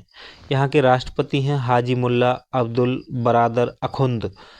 एक निबंध लिखा जाएगा इतने में तो यूपीएससी का। हाजी मुल्ला अब्दुल बरादर अखुंद और मुल्ला हसन अखुंद जो है ना, प्रधानमंत्री हैं। तो ये नाम याद रखने। अफगानिस्तान, राजधानी काबुल है, मुद्रा है अफगान या अफगानी, और हाजी मुल्ला अब्दुल बरादर अखुंद राष्ट्रपति हैं और मुल्ला हसन अखुंद जो है ना, वो प्रधानमंत्री है। लगता है दोनों भाई भाई होंगे। अगला देश है बांग्लादेश। बांग्लादेश की राजधानी ढाका है, बहुत चर्चा में रहा है, इसलिए आपको याद रखना है। यहाँ की मुद्रा टका है। बांग्लादेश की मुद्रा क्या है? टका है। और यहाँ के राष्ट्रपति हैं मोहम्मद शहाबुद्दीन चुप्पू। मोहम्मद शहाबुद्दीन चुप्पू जो हैं वो राष्ट्रपति हैं और प्रधानमंत्री हैं मोहम्मद यूनुस। कौन है? मोहम्मद यूनुस जो है वो प्रधानमंत्री हैं। भूटान की बात करें, भूटान की राजधानी है थिम्पू और न्यू गल्ट्रम यहाँ की मुद्रा है। जिग्मे खेसर नामग्याल वांगचुक यहाँ के राष्ट्रपति हैं। वहीं शेरिंग टोब्गे, कौन? शेरिंग टोब्गे यहाँ के प्रधानमंत्री हैं। चीन की बात करें तो चीन की राजधानी बीजिंग है। रेनमिनबी यहाँ की मुद्रा है। शी जिनपिंग राष्ट्रपति हैं और ली कियांग जो है वो यहाँ के प्रधानमंत्री हैं। मालदीव की राजधानी माले है। रूफिया चलता है यहाँ पे, मुद्रा के रूप में रूफिया चलता है, रूफिया। और राष्ट्रपति हैं यहाँ पर मोहम्मद मुइज्जू। कौन? मोहम्मद मुइज्जू जो है ना, मालदीव के राष्ट्रपति हैं। अगला है म्यांमार। म्यांमार की राजधानी है नायपीडो। क्या है? नायपीडो लिखा जाना चाहिए था, है ना, नायपीडो है। और मुद्रा क्या है? कयात। मिन ओंग हलिंग जो है ना, यहाँ के म्यांमार के क्या है? राष्ट्रपति हैं। नेपाल की राजधानी काठमांडू है। यहाँ पर नेपाली रुपया जो है वो चलता है। रामचंद्र पौंडेल जो है राष्ट्रपति हैं नेपाल के और केपी शर्मा ओली प्रधानमंत्री हैं। पाकिस्तान की बात करें तो हमारा शत्रु राष्ट्र पाकिस्तान, इस्लामाबाद राजधानी है। पाकिस्तानी रुपया चलता है यहाँ पर। आसिफ अली जरदारी, कौन? आसिफ अली जरदारी जो है ना, पाकिस्तान के राष्ट्रपति हैं और शहबाज शरीफ जो हैं प्रधानमंत्री हैं। श्रीलंका की बात करें तो श्रीलंका श्री जयवर्धन कोट्टे राजधानी। श्रीलंका रुपया यहाँ की मुद्रा है। अनुराकुमारा दियसा नायके जो है ना, राष्ट्रपति हैं और हरिनी अमर सूर्य जो है ना, ये प्रधानमंत्री हैं श्रीलंका के। अब हम आगे बढ़ते हैं। अब हमें यहाँ से जो है ना प्रमुख संगठन देखने हैं और उससे संबंधित उनकी स्थापना, मुख्यालय कहाँ है और सदस्य कितने हैं, उसमें इन सब चीज़ों को हमें देखना होगा। यहाँ पर पीडीएफ में आपको थोड़ी सी प्रॉब्लम महसूस हो सकती है, लेकिन आप सिर्फ सुनने पर ध्यान दो और चीज़ों को समझने पर ध्यान दो। पहला जो हमारा संगठन है, अंतर्राष्ट्रीय संगठन, राष्ट्रमंडल है, कॉमनवेल्थ जिसे हम कहते हैं। इसकी स्थापना 1931 में हुई। तो मैं लिख के भी बताता जा रहा हूँ आपको, है ना। तो राष्ट्रमंडल की बात हम कर रहे हैं 1931 में इसकी स्थापना हुई थी। कहाँ पर? लंदन में ही मुख्यालय है इसका, लंदन में। और इसमें कुल सदस्य जो है ना 56 इसमें कुल सदस्य हैं, ये आपको याद रखना है। 56 सदस्य हैं राष्ट्रमंडल में। तो 1931 में स्थापना हुई, मुख्यालय लंदन में है और 56 सदस्य हैं किसमें? राष्ट्रमंडल में 56 सदस्य हैं। इसके बाद हमारा एक महत्वपूर्ण संस्थान है यूएनओ। तो यूएनओ की बात करेंगे, यूएनओ की बात करेंगे, है ना। यूएनओ की जो है स्थापना 1945 में हुई है। कब हुई है? यूएनओ की स्थापना 1945 में हुई है। मुख्यालय कहाँ है? तो न्यूयॉर्क में जो है ना, न्यूयॉर्क में मुख्यालय है। न्यूयॉर्क, न्यूयॉर्क में मुख्यालय है इसका। तो जो हमारा यूएनओ है उसका मुख्यालय न्यूयॉर्क में है और इसमें टोटल 193 सदस्य हैं। अगर पूछा जाए कि 193वां सदस्य संयुक्त राष्ट्र संघ का कौन सा है, तो वो है दक्षिणी सूडान। कौन है? दक्षिणी सूडान। अगला आयोग है IMF। कौन है? IMF जो है ना, अंतर्राष्ट्रीय मुद्रा कोष जो है ना, इसकी स्थापना भी 1945 में ही हुई थी और इसका जो मुख्यालय है वाशिंगटन में है। कहाँ पर है? वाशिंगटन में है। वाशिंगटन में इसका मुख्यालय है। वाशिंगटन में इसका मुख्यालय है और इसमें 191 सदस्य हैं। तो अंतर्राष्ट्रीय मुद्रा कोष में 191 सदस्य हैं। 1945 में स्थापना हुई और वाशिंगटन में जो है ना इसका मुख्यालय है, वाशिंगटन DC में। हमारा अगला है विश्व बैंक। कौन सा है? विश्व बैंक। जो वर्ल्ड बैंक है ना, वर्ल्ड बैंक की स्थापना भी 1945 में ही हुई है और इसका मुख्यालय भी वाशिंगटन में ही है। इसमें 190 सदस्य हैं। कितने हैं? तो वर्ल्ड बैंक में 190 सदस्य हैं। अगला महत्वपूर्ण संस्थान है खाद्य एवं कृषि संगठन। खाद्य एवं कृषि संगठन की स्थापना भी 1945 में हुई। तो देखो, हमने देखा संयुक्त राष्ट्र संघ की स्थापना 1945 में हुई, अंतर्राष्ट्रीय मुद्रा कोष की स्थापना 1945 में हुई, वर्ल्ड बैंक की स्थापना 1945 में हुई और जो खाद्य एवं कृषि संगठन है उसकी स्थापना भी 1945 में हुई है। जो खाद्य एवं कृषि संगठन है ना, उसका मुख्यालय रोम में है। कहाँ पर है? रोम में है, इटली के रोम में है इसका मुख्यालय और इसमें 197 सदस्य हैं, टोटल 197। हमारा जो अगला संगठन है अंतर्राष्ट्रीय न्यायालय। अंतर्राष्ट्रीय न्यायालय की स्थापना भी 1945 में हुई और इसका मुख्यालय है नीदरलैंड के हेग में। कहाँ पर है? नीदरलैंड के हेग में अंतर्राष्ट्रीय न्यायालय का मुख्यालय है और इसमें 194 सदस्य देश हैं। कितने हैं? 194 सदस्य देश हैं। यूनेस्को की बात करें तो यूनेस्को की स्थापना 1945 में हुई। पेरिस में इसका मुख्यालय है। कहाँ पर है? पेरिस में यूनेस्को का मुख्यालय है और इसमें 195 सदस्य हैं। कितने हैं? 195 सदस्य हैं।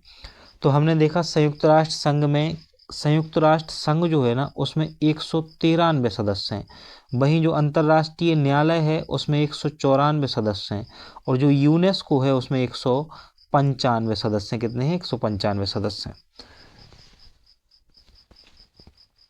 अब हम एक वर्ष आगे बढ़ेंगे और देखेंगे संयुक्त राष्ट्र बाल कोष जो यूनिसेफ है ना, इसकी स्थापना 1946 में हुई। न्यूयॉर्क में इसका मुख्यालय है और 191 सदस्य देश हैं।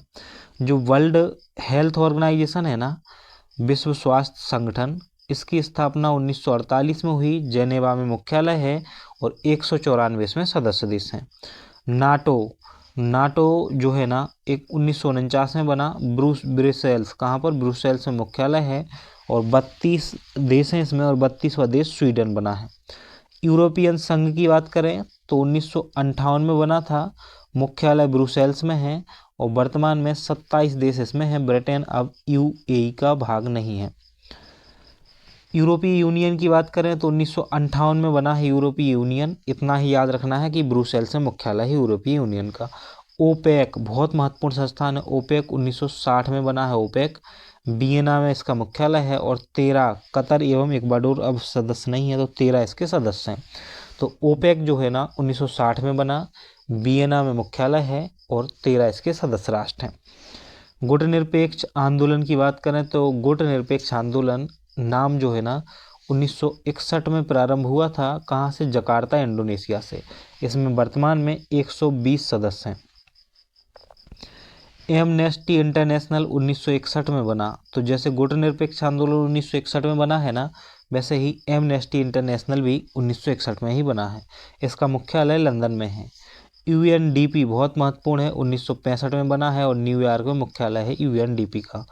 एडीबी एशियाई विकास बैंक 1966 में बना है। कब? 1966 में एशियाई विकास बैंक की स्थापना हुई। मनीला फिलीपींस में इसका मुख्यालय है एशियाई विकास बैंक का। दक्षिण पूर्व एशियाई देशों का संघ आसियान जो है ना, दक्षिण पूर्व एशियाई देशों का संघ आसियान 1967 में बना है। जकार्ता इंडोनेशिया में मुख्यालय है और 11 सदस्य देश हैं। सार्क की बात करें, दक्षेस जो सार्क है ना 1985 में बना है और काठमांडू में इसका मुख्यालय है। कितने सदस्य हैं सार्क में? 8 सदस्य हैं सार्क में।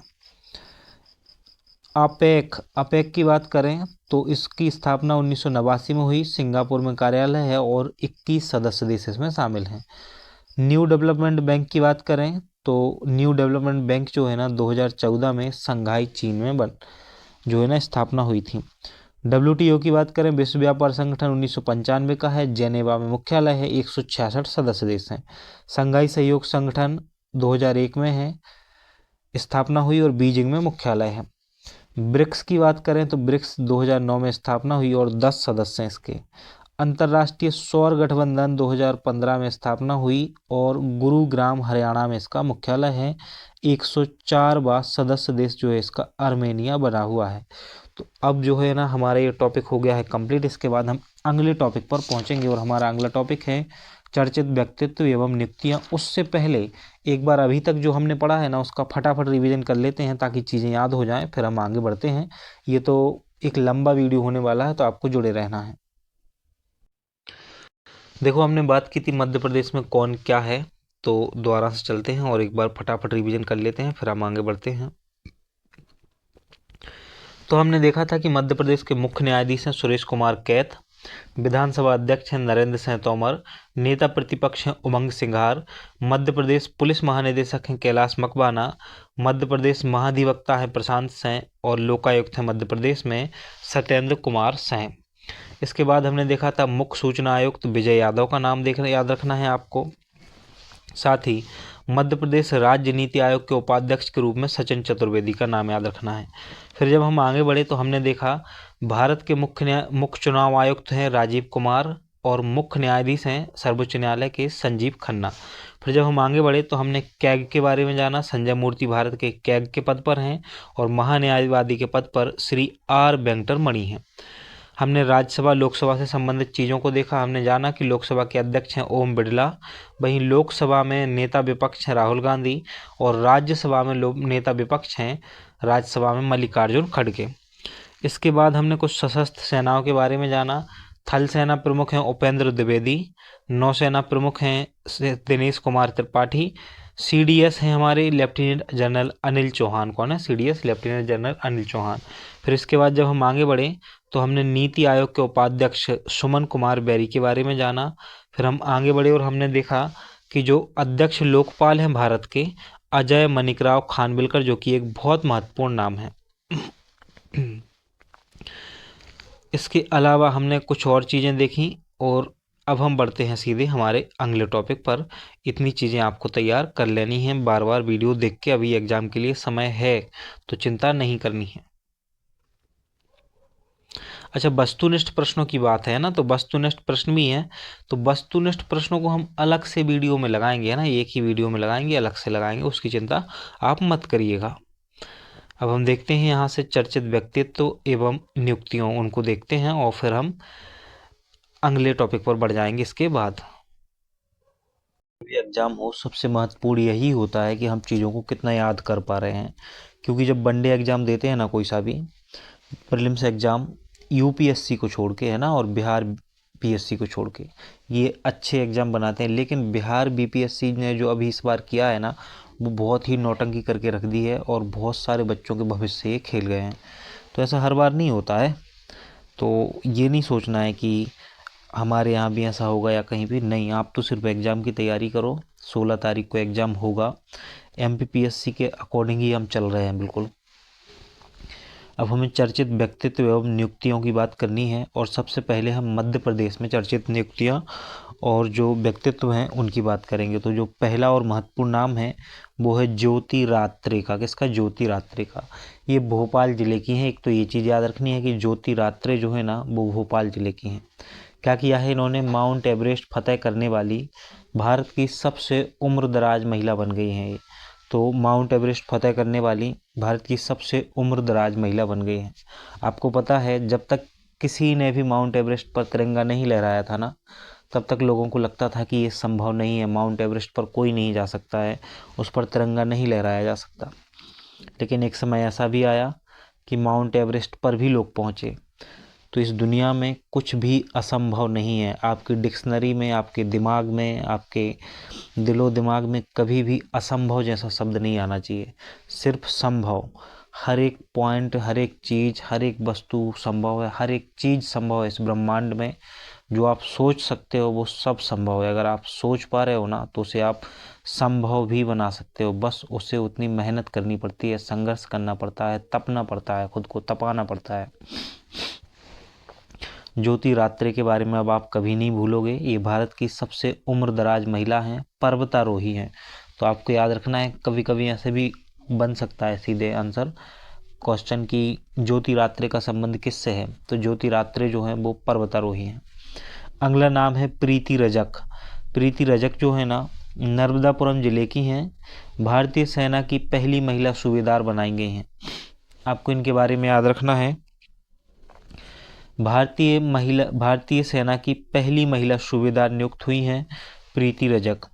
प्रीति रजक के बाद नाम आता है साक्षी भारद्वाज का। संयुक्त राष्ट्र संघ द्वारा अजरबैजान बाकू में आयोजित अंतर्राष्ट्रीय सम्मेलन COP29 में भारत का प्रतिनिधित्व किया है। तो जो जलवायु परिवर्तन पर COP29 हुई है ना, कहाँ पर हुई है? अजरबैजान के बाकू में। संयुक्त राष्ट्र संघ द्वारा अजरबैजान के बाकू में जो COP29 का आयोजन किया गया, भारत की ओर से प्रतिनिधित्व किया है साक्षी भारद्वाज ने। अगला नाम है प्रखर विश्वकर्मा। प्रखर विश्वकर्मा जो है ना टीकमगढ़ जिले के प्रखर विश्वकर्मा को नासा में साइंटिस्ट फॉर डे अवार्ड दिया गया है। तो प्रखर विश्वकर्मा को साइंटिस्ट फॉर डे अवार्ड दिया गया है। अगला नाम है दिनेश कुमार त्रिपाठी। मोस्ट इम्पोर्टेंट नाम है दिनेश कुमार त्रिपाठी। देश के 26वें नौसेना अध्यक्ष बनाए गए हैं। मध्य प्रदेश के सतना जिले से इनका संबंध है। तो देश के 26वें नौसेना अध्यक्ष बनाए गए हैं दिनेश कुमार त्रिपाठी और मध्य प्रदेश के सतना जिले से इनका संबंध है। अगला और महत्वपूर्ण नाम है ननकुसिया श्याम। क्या है? ननकुसिया श्याम। ये क्या है ननकुसिया श्याम? तो गौड़ चित्रकार हैं, गौड़ चित्रकला की कलाकार हैं। ननकुसिया बाई को अहिल्याबाई सम्मान दिया गया है 2023 का। तो क्वेश्चन कुछ इस प्रकार से बनेंगे कि अहिल्याबाई सम्मान 2023 किसे प्रदान किया गया है? तो आप आंसर करेंगे ननकुसिया श्याम को। क्वेश्चन इस प्रकार से बनेगा, ननकुसिया श्याम का संबंध किससे है? तो ये कला से संबंध रखती हैं। किससे? कला से। कला में भी अगर स्पेसिफाई करके पूछा जाए किस कला से, तो गौड़ चित्रकला से इनका संबंध है। अगला नाम है बबीता राजपूत। तो बबीता राजपूत जो है ना ये छतरपुर जिले की हैं। पहले तो यही याद रखना है। इनको जल प्रहरी सम्मान दिया गया है। तो बबीता राजपूत को जल प्रहरी सम्मान दिया गया है। अगला नाम है लहरी बाई। मध्य प्रदेश में श्री अन्न बीज बैंक की ब्रांड एम्बेसडर बनाई गई हैं। तो पूछा जाएगा आपसे कि श्री अन्न या बीज बैंक की ब्रांड एम्बेसडर कौन है मध्य प्रदेश में? तो लहरी बाई हैं। मध्य प्रदेश में मिलेट क्वीन के नाम से किसे जाना जाता है? तो आप आंसर करेंगे लहरी बाई को जाना जाता है। किसको? लहरी बाई को मध्य प्रदेश में मिलेट क्वीन के नाम से जाना जाता है। अगला नाम शेफाली चौरसिया का। किसका? शेफाली चौरसिया का। ये भी नाम महत्वपूर्ण है। ये मंडला जिले की हैं। तो पहले तो आपको यही याद रखना है शेफाली के बारे में कि शेफाली जो है ना, शेफाली चौरसिया मंडला की हैं। कहाँ की हैं? मंडला की हैं। मंडला जिले से संबंध रखती हैं शेफाली चौरसिया। कतर में आयोजित फीफा फुटबॉल वर्ल्ड कप जो है ना उसमें सांस्कृतिक प्रस्तुति दी थी इन्होंने कतर में 2022 में। बस ये ज़्यादा महत्वपूर्ण नाम नहीं है, इनसे क्वेश्चन नहीं बनेगा, है ना। हो भी सकता है कि क्वेश्चन आ जाए। अब परीक्षक के दिमाग का क्या कह सकते हैं कि क्या चल रहा है उसके दिमाग में। तो देखो चीज़ें पढ़ तो लेनी है ही सभी, जो कि लेकिन महत्वपूर्ण चीज़ों को याद रखना होता है।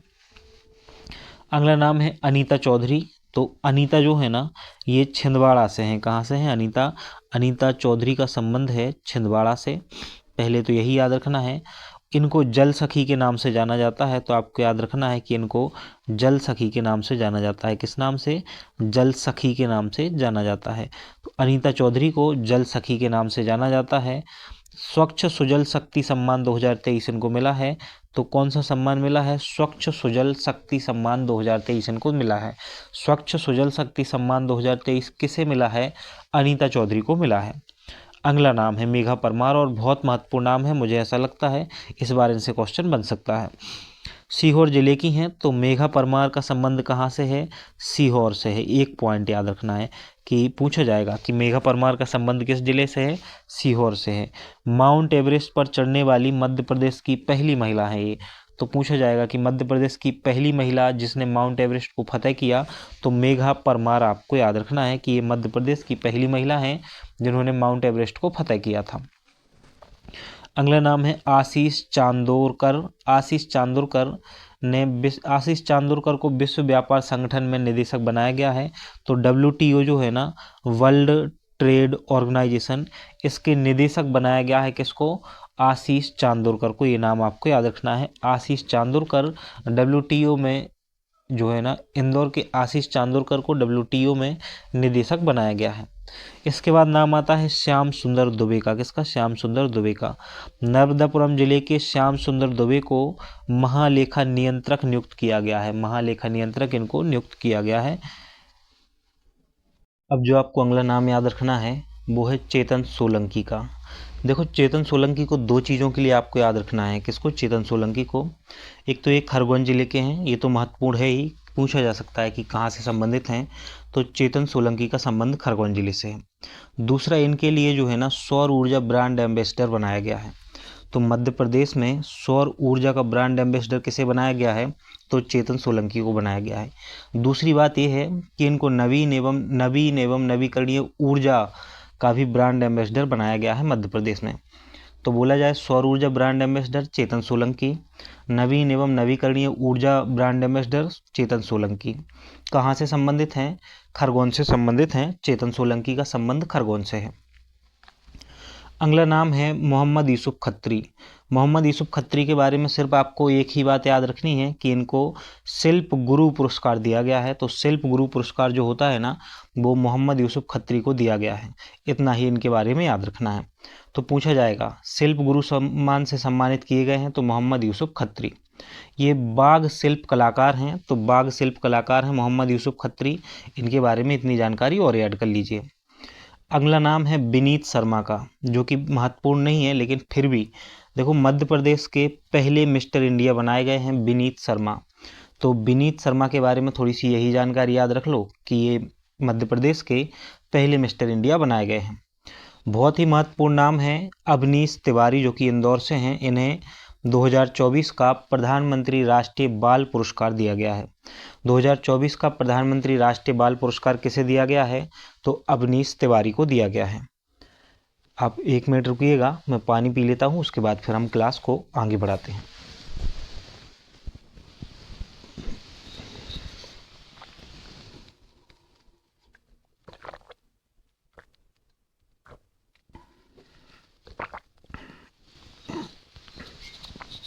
देखो, इस क्लास को एडिट नहीं किया जाएगा तो आपको थोड़ा सा प्रॉब्लम हो सकती है। तो देखो, यूट्यूब ने अब जूम करने की फैसिलिटी दे दी है। तो आप स्क्रीन को अपनी पकड़ें दोनों हाथों से, 2 उंगलियों से, और उसको जूम कर सकते हो। अगला नाम है आदित्य प्रताप सिंह चौहान। बहुत ही महत्वपूर्ण है। इंदौर के रहने वाले आदित्य प्रताप सिंह चौहान को प्रधानमंत्री राष्ट्रीय बाल पुरस्कार 2023 दिया गया था। तो दो चीज़ें याद रखनी है। अगर 23 का पूछा जाए कि प्रधानमंत्री राष्ट्रीय बाल पुरस्कार 2023, तो आदित्य प्रताप सिंह चौहान। वहीं 2024 का पूछा जाए तो अवनीश तिवारी, जो कि इंदौर के हैं। अगला नाम है नीलेश देसाई। भील समुदाय से हैं। तो पहले तो यही याद रखना है कि ये भील हैं, है ना। नीलेश देसाई हमारे लिए महत्वपूर्ण हो जाते हैं क्योंकि यूनिट 10 जो है ना, वो भी जनजाति से संबंधित है। तो जो नीलेश देसाई हैं, भील समुदाय के लिए समाज सेवा करने वाले नीलेश देसाई को जमनालाल बजाज पुरस्कार से सम्मानित किया गया है। तो जमनालाल बजाज पुरस्कार जो 2022 का है, वो नीलेश देसाई को दिया गया है। नीलेश देसाई भील समाज से नहीं है, लेकिन इन्होंने भील समुदाय की सेवा के लिए जाना जाता है इनको। तो अभी हमने जैसे बोल दिया था ना कि भील समुदाय से, तो ये भील समुदाय से नहीं है, लेकिन इनका संबंध है भील समुदाय से, उनकी सेवा से, समाज सेवा से। अगला नाम है शांता भूरिया। झाबुआ की शांता भूरिया भील चित्रकला की प्रसिद्ध युवा चित्रकार हैं। तो पूछा जाएगा कि शांता भूरिया का संबंध किससे है, तो भील चित्रकला से संबंध है शांता भूरिया का। मोस्ट इंपोर्टेंट नाम है बुलबुल पांजरे।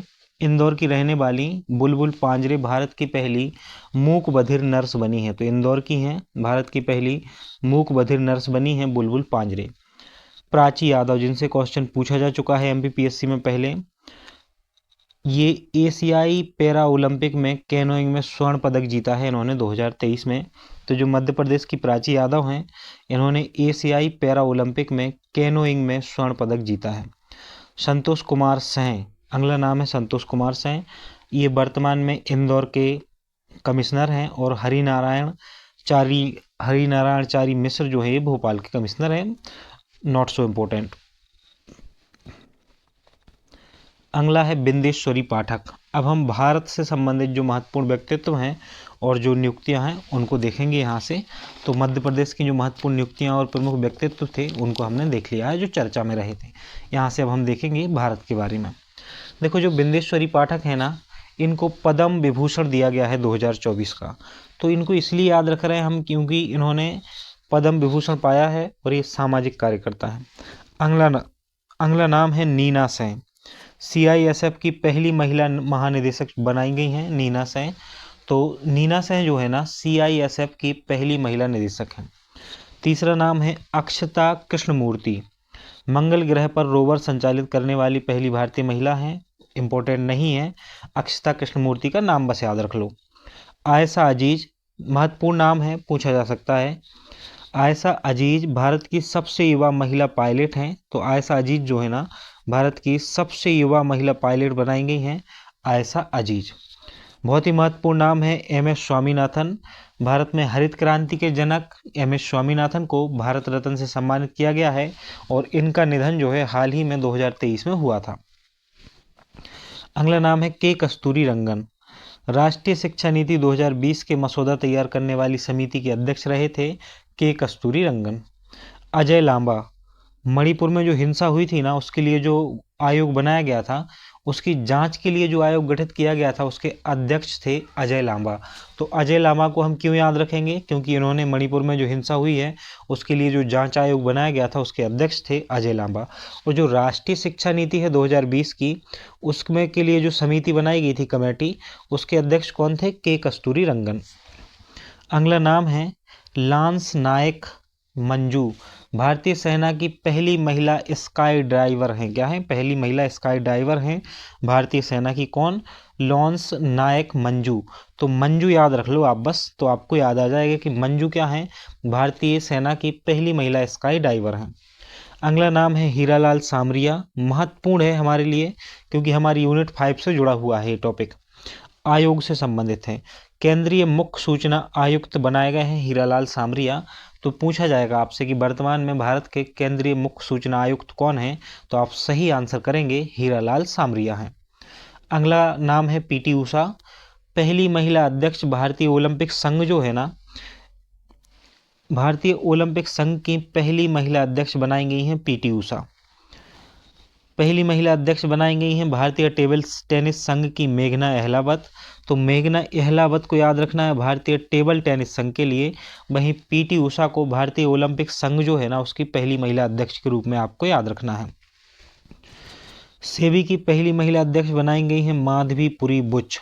जो माधवीपुरी बुच है ना, वो सेबी की पहली महिला अध्यक्ष बनाई गई हैं। इनको भी आपको याद रखना होगा, क्यों, क्योंकि ये हमारी जो यूनिट 6 है ना, उससे जुड़ी हुआ टॉपिक है। तो उसमें जो वित्तीय संस्थाएं हैं, सेबी वगैरह हैं, ये सब उसके अंतर्गत आता है। इसीलिए तो कहा जाता है करंट अफेयर्स को आपको बहुत डीप में जाके पढ़ना चाहिए। बहुत पढ़ना आपको ना, current affairs, daily current affairs की जो क्लासेस होती है ना, वो आपको देखनी चाहिए। और मैं भी कोशिश करूँगा कि जैसे ये प्रीलिम्स होता है ना, तो उसके बाद डेली करंट अफेयर्स की क्लासेस लाएँ, ताकि आप उन चीज़ों से अपडेट रहेंगे लगातार, और आपको मुख्य परीक्षा में भी प्रॉफिट होगा उसका, और प्रीलिम्स परीक्षा में तो निश्चित रूप से लाभकारी है ही।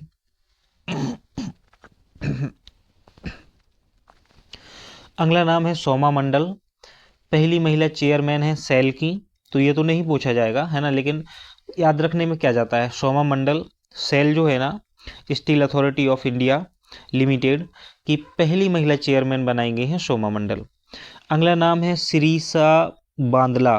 सिरीसा बांदला अंतरिक्ष में जाने वाली भारतीय मूल की दूसरी महिला है। बहुत महत्वपूर्ण नाम है सिरीसा बांदला, अंतरिक्ष में जाने वाली भारतीय मूल की दूसरी महिला हैं। अब हम आपसे एक प्रश्न पूछते हैं कि अंतरिक्ष में जाने वाली भारतीय मूल की पहली महिला कौन थी। ये तो दूसरी महिला है, सिरीसा बांदला दूसरी हैं, पहली महिला कौन थी। अगला नाम है सृष्टि गोस्वामी। आपने इनको देखा भी होगा टीवी चैनल्स वगैरह पे, है ना, या फिर यूट्यूब वीडियो में कहीं ना कहीं। सृष्टि गोस्वामी जो है ना, ये एक दिन के लिए उत्तराखंड राज्य की मुख्यमंत्री बनाई गई थी सृष्टि गोस्वामी को। अगला नाम है ज्योति शर्मा, भारतीय सेना की पहली महिला पायलट। ज्योति शर्मा भारतीय सेना की पहली महिला पायलट। तो अभी आप तीन चीज़ें याद रखो, हम तीन चीज़ें देख चुके हैं जो हम आपको रिवीजन करा देते हैं, जो कि बहुत महत्वपूर्ण है। देखो, हमने देखा था प्रीति रजक का नाम देखा था। तो जो प्रीति रजक थी, प्रीति रजक, इनका संबंध किससे था, भारतीय सेना की पहली महिला सूबेदार थी। तो भारतीय सेना की पहली महिला कौन थी, ये सूबेदार थी। तो इनके बारे में याद रखना है कि भारतीय सेना की पहली महिला सूबेदार थी। फिर उसके बाद जब हम आगे बढ़े तो हमने एक और नाम देखा था, वो था आयशा अजीज का। भारत की सबसे युवा महिला पायलट बनी है।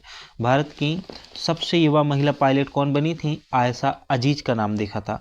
फिर जब हम आगे बढ़े तो हमने एक और महत्वपूर्ण नाम देखा अभी हाल ही में, वो है ज्योति शर्मा का। तो जो ज्योति जी है ना, ये भारतीय सेना की पहली महिला पायलट हैं।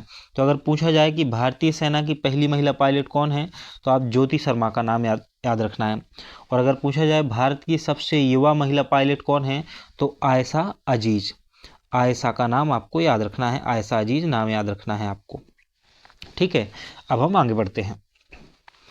अगला नाम है चंद्राणी मुर्मू, सबसे युवा सांसद बनी है चंद्राणी मुर्मू। तो चंद्राणी मुर्मू सबसे युवा सांसद बनी हैं।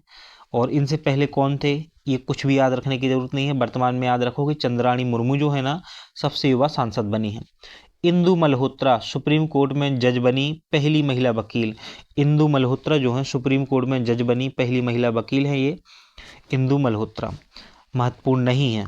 अगला नाम है शिवांगी सिंह, भारत की पहली महिला फाइटर पायलट। भारत की पहली महिला फाइटर पायलट शिवांगी सिंह भारत की पहली महिला फाइटर पायलट हैं। वहीं एक और नाम अभी हमने देखा था पहले, मंजू का, लॉन्स नायक मंजू, जो कि भारतीय सेना की पहली महिला स्काई डाइवर थी। तो जो मंजू थी वो भाई भारतीय सेना की पहली महिला स्काई डाइवर थी।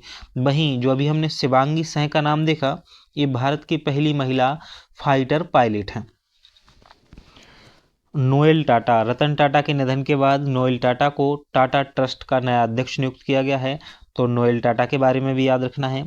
जिया रॉय इंग्लिश चैनल पार करने वाली दुनिया की सबसे कम उम्र और सबसे तेज पैरा स्विमर हैं जिया रॉय। अनामिका राजीव भारतीय नौसेना की पहली महिला हेलीकॉप्टर पायलट। तो देखो, अनामिका राजीव भारतीय नौसेना की हैं, भारतीय नौसेना की पहली महिला हेलीकॉप्टर पायलट हैं अनामिका राजीव। तो अनामिका राजीव भारतीय नौसेना की हैं, ठीक है ना। वहीं इससे पहले हमने एक नाम देखा था, कौन सा, ज्योति शर्मा का, जो कि भारतीय सेना की पहली महिला पायलट है। तो ज्योति शर्मा तो भारतीय सेना की पहली महिला पायलट हैं, लेकिन जो अनामिका राजीव है ना, वो भारतीय नौसेना की पहली महिला हेलीकॉप्टर पायलट हैं। अगला नाम है आशीष खन्ना। ये जो है ना अंतर्राष्ट्रीय सौर गठबंधन है ना, जो ISA, इसके महानिदेशक नियुक्त किए गए हैं आशीष खन्ना को। ये जो अंतर्राष्ट्रीय सौर गठबंधन है, इसका मुख्यालय कहाँ पर है, तो आपको पता है गुड़गांव में है, गुड़गांव में इसका मुख्यालय है, गुड़गांव में। संजय नायर एसोचैम के अध्यक्ष बनाए गए हैं, संजय नायर महत्वपूर्ण नहीं है। मनोले मार्केजा भारतीय पुरुष फुटबॉल टीम के मुख्य कोच हैं। वहीं इंद्रमणि पांडे बिमस्टेक महासचिव पद पर नियुक्त होने वाले पहली भारतीय महिला अधिकारी हैं इंद्रमणि पांडे। इंद्रमणि पांडे बिमस्टेक महासचिव पद पर नियुक्त होने वाली पहली भारतीय महिला है। हमारे लिए महत्वपूर्ण है, इसकी वजह यह है कि जो यूनिट 6 है ना, उसमें बिमस्टेक को पढ़ना होता है हमें। तो अब हम आगे देखते हैं और उससे पहले नोट को समझ लेते हैं। भारत की पहली महिला फाइटर पायलट में अवनी चतुर्वेदी, वहीं शिवांगी सिंह, दोनों का नाम न्यूज में मिलता है। तो आपको दोनों ही ऑप्शन के अकॉर्डिंग इसका आंसर करना होगा। अब हम कुछ अंतर्राष्ट्रीय चर्चित व्यक्तित्व को देख लेते हैं, वहाँ से भी क्वेश्चन बन सकता है। यहाँ से आपको पीडीएफ थोड़ी ब्लर दिख रही होगी, लेकिन आप कोई बात नहीं, आप सुनने पर ध्यान दो, बहुत आराम से चीज़ें याद हो जाएंगी। पहला और महत्वपूर्ण नाम है अब्देल फतेह अल सीसी।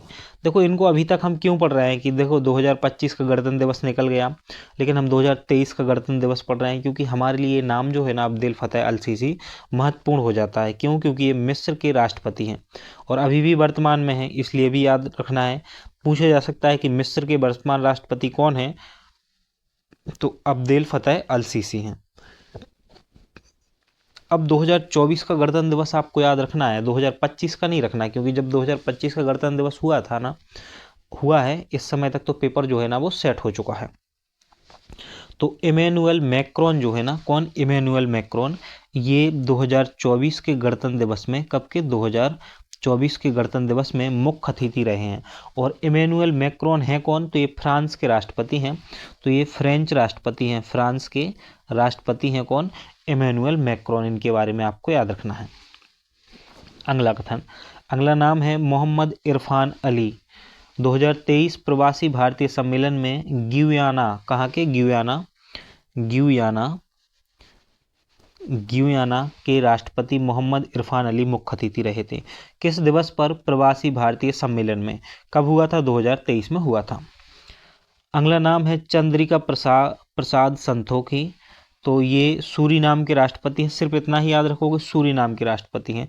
चंद्रिका प्रसाद संतोखी कौन है? सूरीनाम के राष्ट्रपति हैं। इसके बाद जो अगला नाम है ना, ये आपको याद नहीं रखना है ना, ये महत्वपूर्ण नहीं है। अगला नाम है नील मोहन। भारतीय मूल के नील मोहन को यूट्यूब का नया सीईओ बनाया गया है। जिस यूट्यूब पर अभी आप ये वीडियो देख रहे हो ना, उसके नए सीईओ कौन है? तो नील मोहन का नाम आपको याद रखना है कि नील मोहन जो है ना यूट्यूब के कौन है? सीईओ हैं नील मोहन। इनके बारे में आपको याद रखना है। अगला नाम है मनीषा रोपटे, पहली हिंदू महिला पुलिस अधिकारी हैं, ये पाकिस्तान की। Note so important. तो मनीषा रोपटे। प्रियंका राधाकृष्णन न्यूजीलैंड की पहली भारतीय मूल की मंत्री हैं। प्रियंका राधाकृष्णन न्यूजीलैंड की पहली भारतीय मूल की मंत्री हैं। मैनुअल रोकाबोटे जो है ना, इक्वेटोरियल गिनी की पहली महिला प्रधानमंत्री हैं। महत्वपूर्ण है ना, क्योंकि वहाँ की पहली महिला प्रधानमंत्री है। कहाँ की? इक्वेटोरियल गिनी की पहली महिला प्रधानमंत्री बनाई गई हैं मैनुअल रोकाबोटो। आपको सारी चीज़ें याद हो जानी है, बस सुनते रहना है। देखो सिलेक्शन उन्हीं का होना है अंतिम समय में जो अच्छे से धैर्य के साथ चीज़ों को देख रहे हैं। इस समय क्या होता है, जब एग्ज़ाम जैसे जैसे नज़दीक आ रहा है ना, तो घबराहट बढ़ने लगती है कि क्या होगा, मैंने तो ये तैयार नहीं किया, मैंने तो वो तैयार नहीं किया है, मेरी ये यूनिट छूट गई है, मेरा ये टॉपिक छूट गया है, ये कंप्लीट नहीं है, अनकम्प्लीट है, मुझे कुछ याद सही नहीं रह रहा है ना। बहुत सी चीज़ें डाउट आएंगे दिमाग में, बहुत कुछ चलने वाला है। अभी उन सब चीज़ों पर ध्यान देने का समय नहीं है। अब जितना समय बचा हुआ है ना, उसको सही तरीके से यूज करने का समय है। जो होगा वो तो होगा ही। देखो आपने अपना 100% दिया है ना, इसके अलावा अब जो होगा वो देखा जाएगा, वो सब किस्मत पे छोड़ो।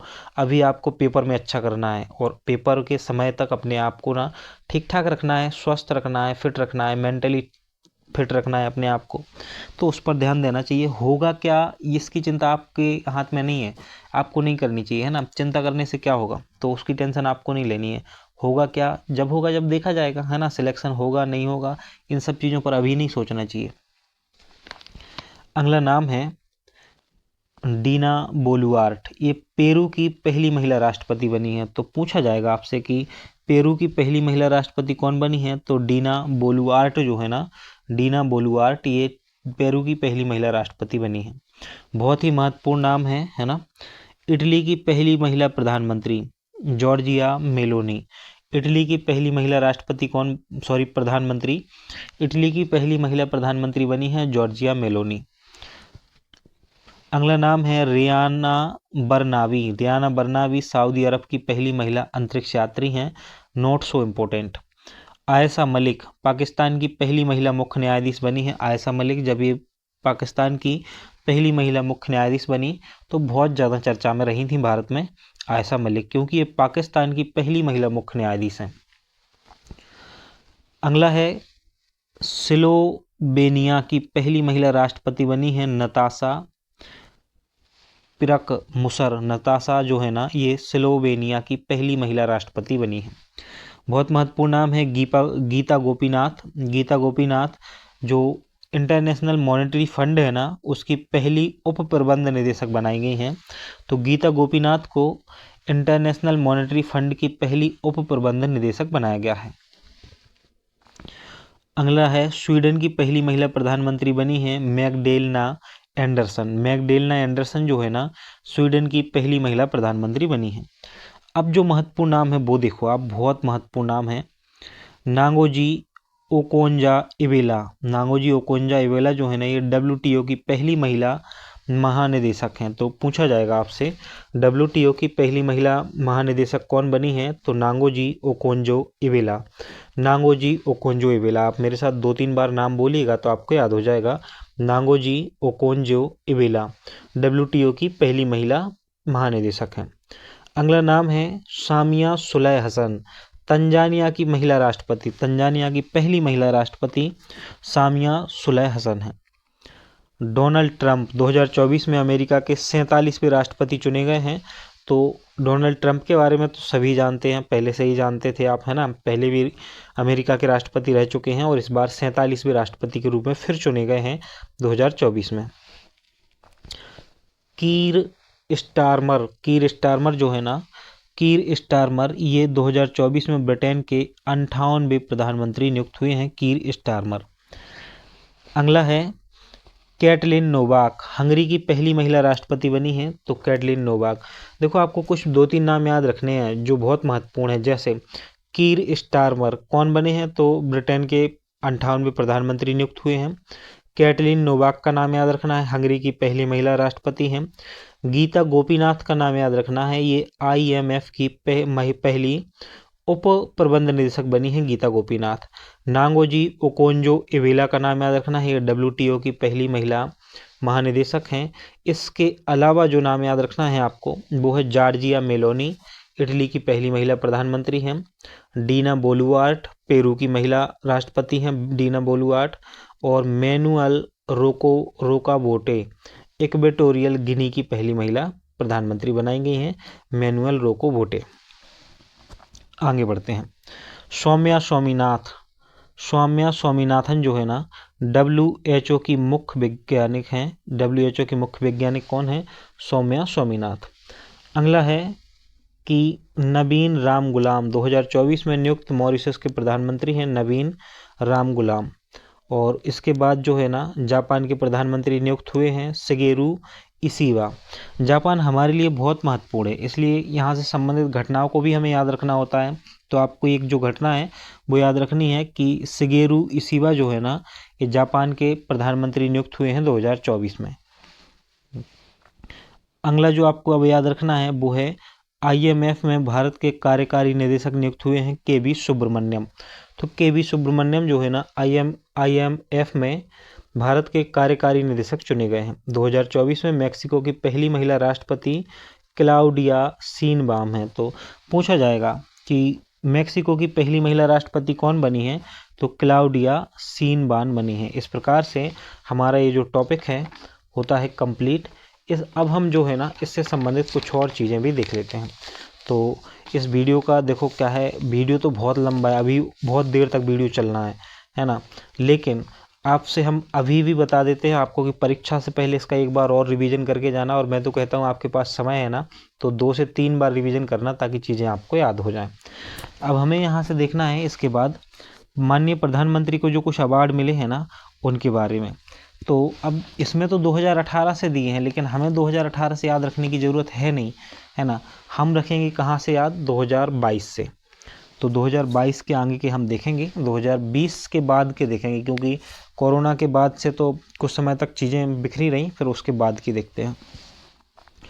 तो अगर आपसे पूछा जाए कि लीजन ऑफ मेरिट अवार्ड कहाँ का है, तो ये अमेरिका का है। पहले तो आपको ये याद रखना है कि 2020 में लीजन ऑफ मेरिट अवार्ड जो है ना, प्रधानमंत्री जी को मिला, किसके द्वारा? अमेरिका के द्वारा दिया गया था।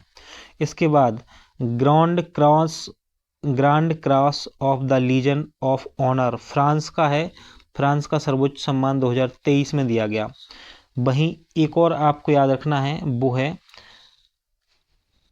ऑर्डर ऑफ द नाइल, किसने दिया है? 2023 में मिस्र ने दिया है। ऑर्डर ऑफ द नाइल पुरस्कार जो है ना, ऑर्डर ऑफ द नाइल मिस्र का सर्वोच्च पुरस्कार है, माननीय नरेंद्र मोदी जी को दिया गया है। इसके अलावा भूटान का सर्वोच्च पुरस्कार order of Druk Gyalpo, order of Druk Gyalpo Bhutan का है, 2024 में प्रधानमंत्री जी को दिया गया है, order of Druk Gyalpo. Order of excellence आपको याद रखना है, गयाना के द्वारा 2024 में प्रधानमंत्री जी को दिया गया है। कुवैत ने माननीय प्रधानमंत्री को कुवैत का सर्वोच्च सम्मान द ऑर्डर ऑफ मुबारक अल कबीर दिया है। द ऑर्डर ऑफ मुबारक अल कबीर किसका है? कुवैत का है। किसको मिला है? तो प्रधानमंत्री जी को दिया गया है। अब हम आगे बढ़ते हैं। इसके अलावा नोट में आपको याद रखना है थोड़ा सा कि भारत सरकार द्वारा लोकमान्य तिलक पुरस्कार प्रधानमंत्री मोदी को प्रदान किया गया है। तो पूछा जाएगा लोकमान्य तिलक पुरस्कार किसे दिया गया है? तो माननीय प्रधानमंत्री जी को दिया गया है। इसके अलावा राष्ट्रपति द्रौपदी मुर्मू को भी सर्वोच्च सम्मान प्राप्त हुए हैं, जो कि बिल्कुल भी आपको याद रखने की जरूरत नहीं है। अब हम यहाँ पर देखते हैं कुछ कंपनी और उनके सीईओ के बारे में जानते हैं, कंपनी और उनके सीईओ या अध्यक्ष के बारे में जानते हैं। तो देखो जो यूट्यूब है ना, यूट्यूब के सीईओ कौन है? नील मोहन है, जो कि अभी हमने थोड़ी देर पहले देखा। यूट्यूब के सीईओ के पद पर अभी नील मोहन है। एप्पल जो है ना, एप्पल जिसका मोबाइल आप आईफोन आता है या फिर बहुत सी चीज़ें आती हैं एप्पल की, आपने देखा होगा, तो उसके सीईओ हैं अभी टिम कुक। कौन है? टिम कुक जो है ना एप्पल के सीईओ हैं। माइक्रोसॉफ्ट के सीईओ कौन है? तो सत्या नडेला है। माइक्रोसॉफ्ट के सीईओ है Satya Nadella. TCS Tata Consultancy service जो है ना, टीसीएस, इसके प्रमुख हैं अभी या अध्यक्ष हैं के कृतिवासन। कौन है? के कृतिवासन टीसीएस के अध्यक्ष या सीईओ हैं। इन्फोसिस के हैं सलील पारेख। इन्फोसिस के लिए आपको सलील पारेख का नाम याद रखना है। अब आप लोग बार बार पूछते हो है ना कि सर यूनिट 8 जो है वो करंट अफेयर्स की, उससे तो सिर्फ 10 क्वेश्चन आते हैं, फिर आप बार बार वीडियो में ये क्यों कहते हो कि लगभग 30 क्वेश्चन करंट अफेयर्स से आते हैं? तो अब जो यहाँ से क्वेश्चन आएगा ना, अगर पूछा जाएगा कि गूगल के वर्तमान सीईओ कौन है या गूगल के सीईओ कौन है, तो वो है सुंदर पिचाई। और आपको लगेगा कि ये यूनिट 9 का क्वेश्चन है, नहीं। अगर पूछा जाएगा कि ट्विटर जो एक्स कहा जाता है जिसे, इसके सीईओ कौन है, तो लिंडा याकारिनो है। कौन है? लिंडा याकारिनो है ट्विटर के एक्स के सीईओ। व्हाट्सएप के कौन है? Jan Koum. वहीं अमेजन के एंडी जेसी, फेसबुक के मार्क जुकरबर्ग और मेटा इंडिया के हैं संध्या देवनाथन। तो Meta India Sandhya Devanathan, Facebook Mark Zuckerberg, Amazon Andy Jassy, Google Sundar Pichai, YouTube Neel Mohan, Apple Tim Cook, Microsoft के Satya Nadella, Tata Consultancy Service TCS के कृतिवासन और इन्फोसिस के सलील पारेख हैं। आगे बढ़ते हैं।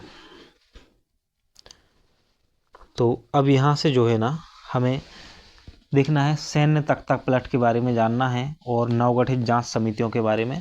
अच्छा, ये क्यों देख रहे हैं हम? क्योंकि इससे इस प्रकार का एक जो है ना वर्तमान घटना से संबंधित एक क्वेश्चन पूछा गया था 2020 में कि फरवरी 2021 में किस पड़ोसी देश को तख्ता पलट का सामना करना पड़ा है। तो आप सोच रहे होंगे कि 2020 में पूछा गया है और तख्ता पलट तो 2021 में हुआ है।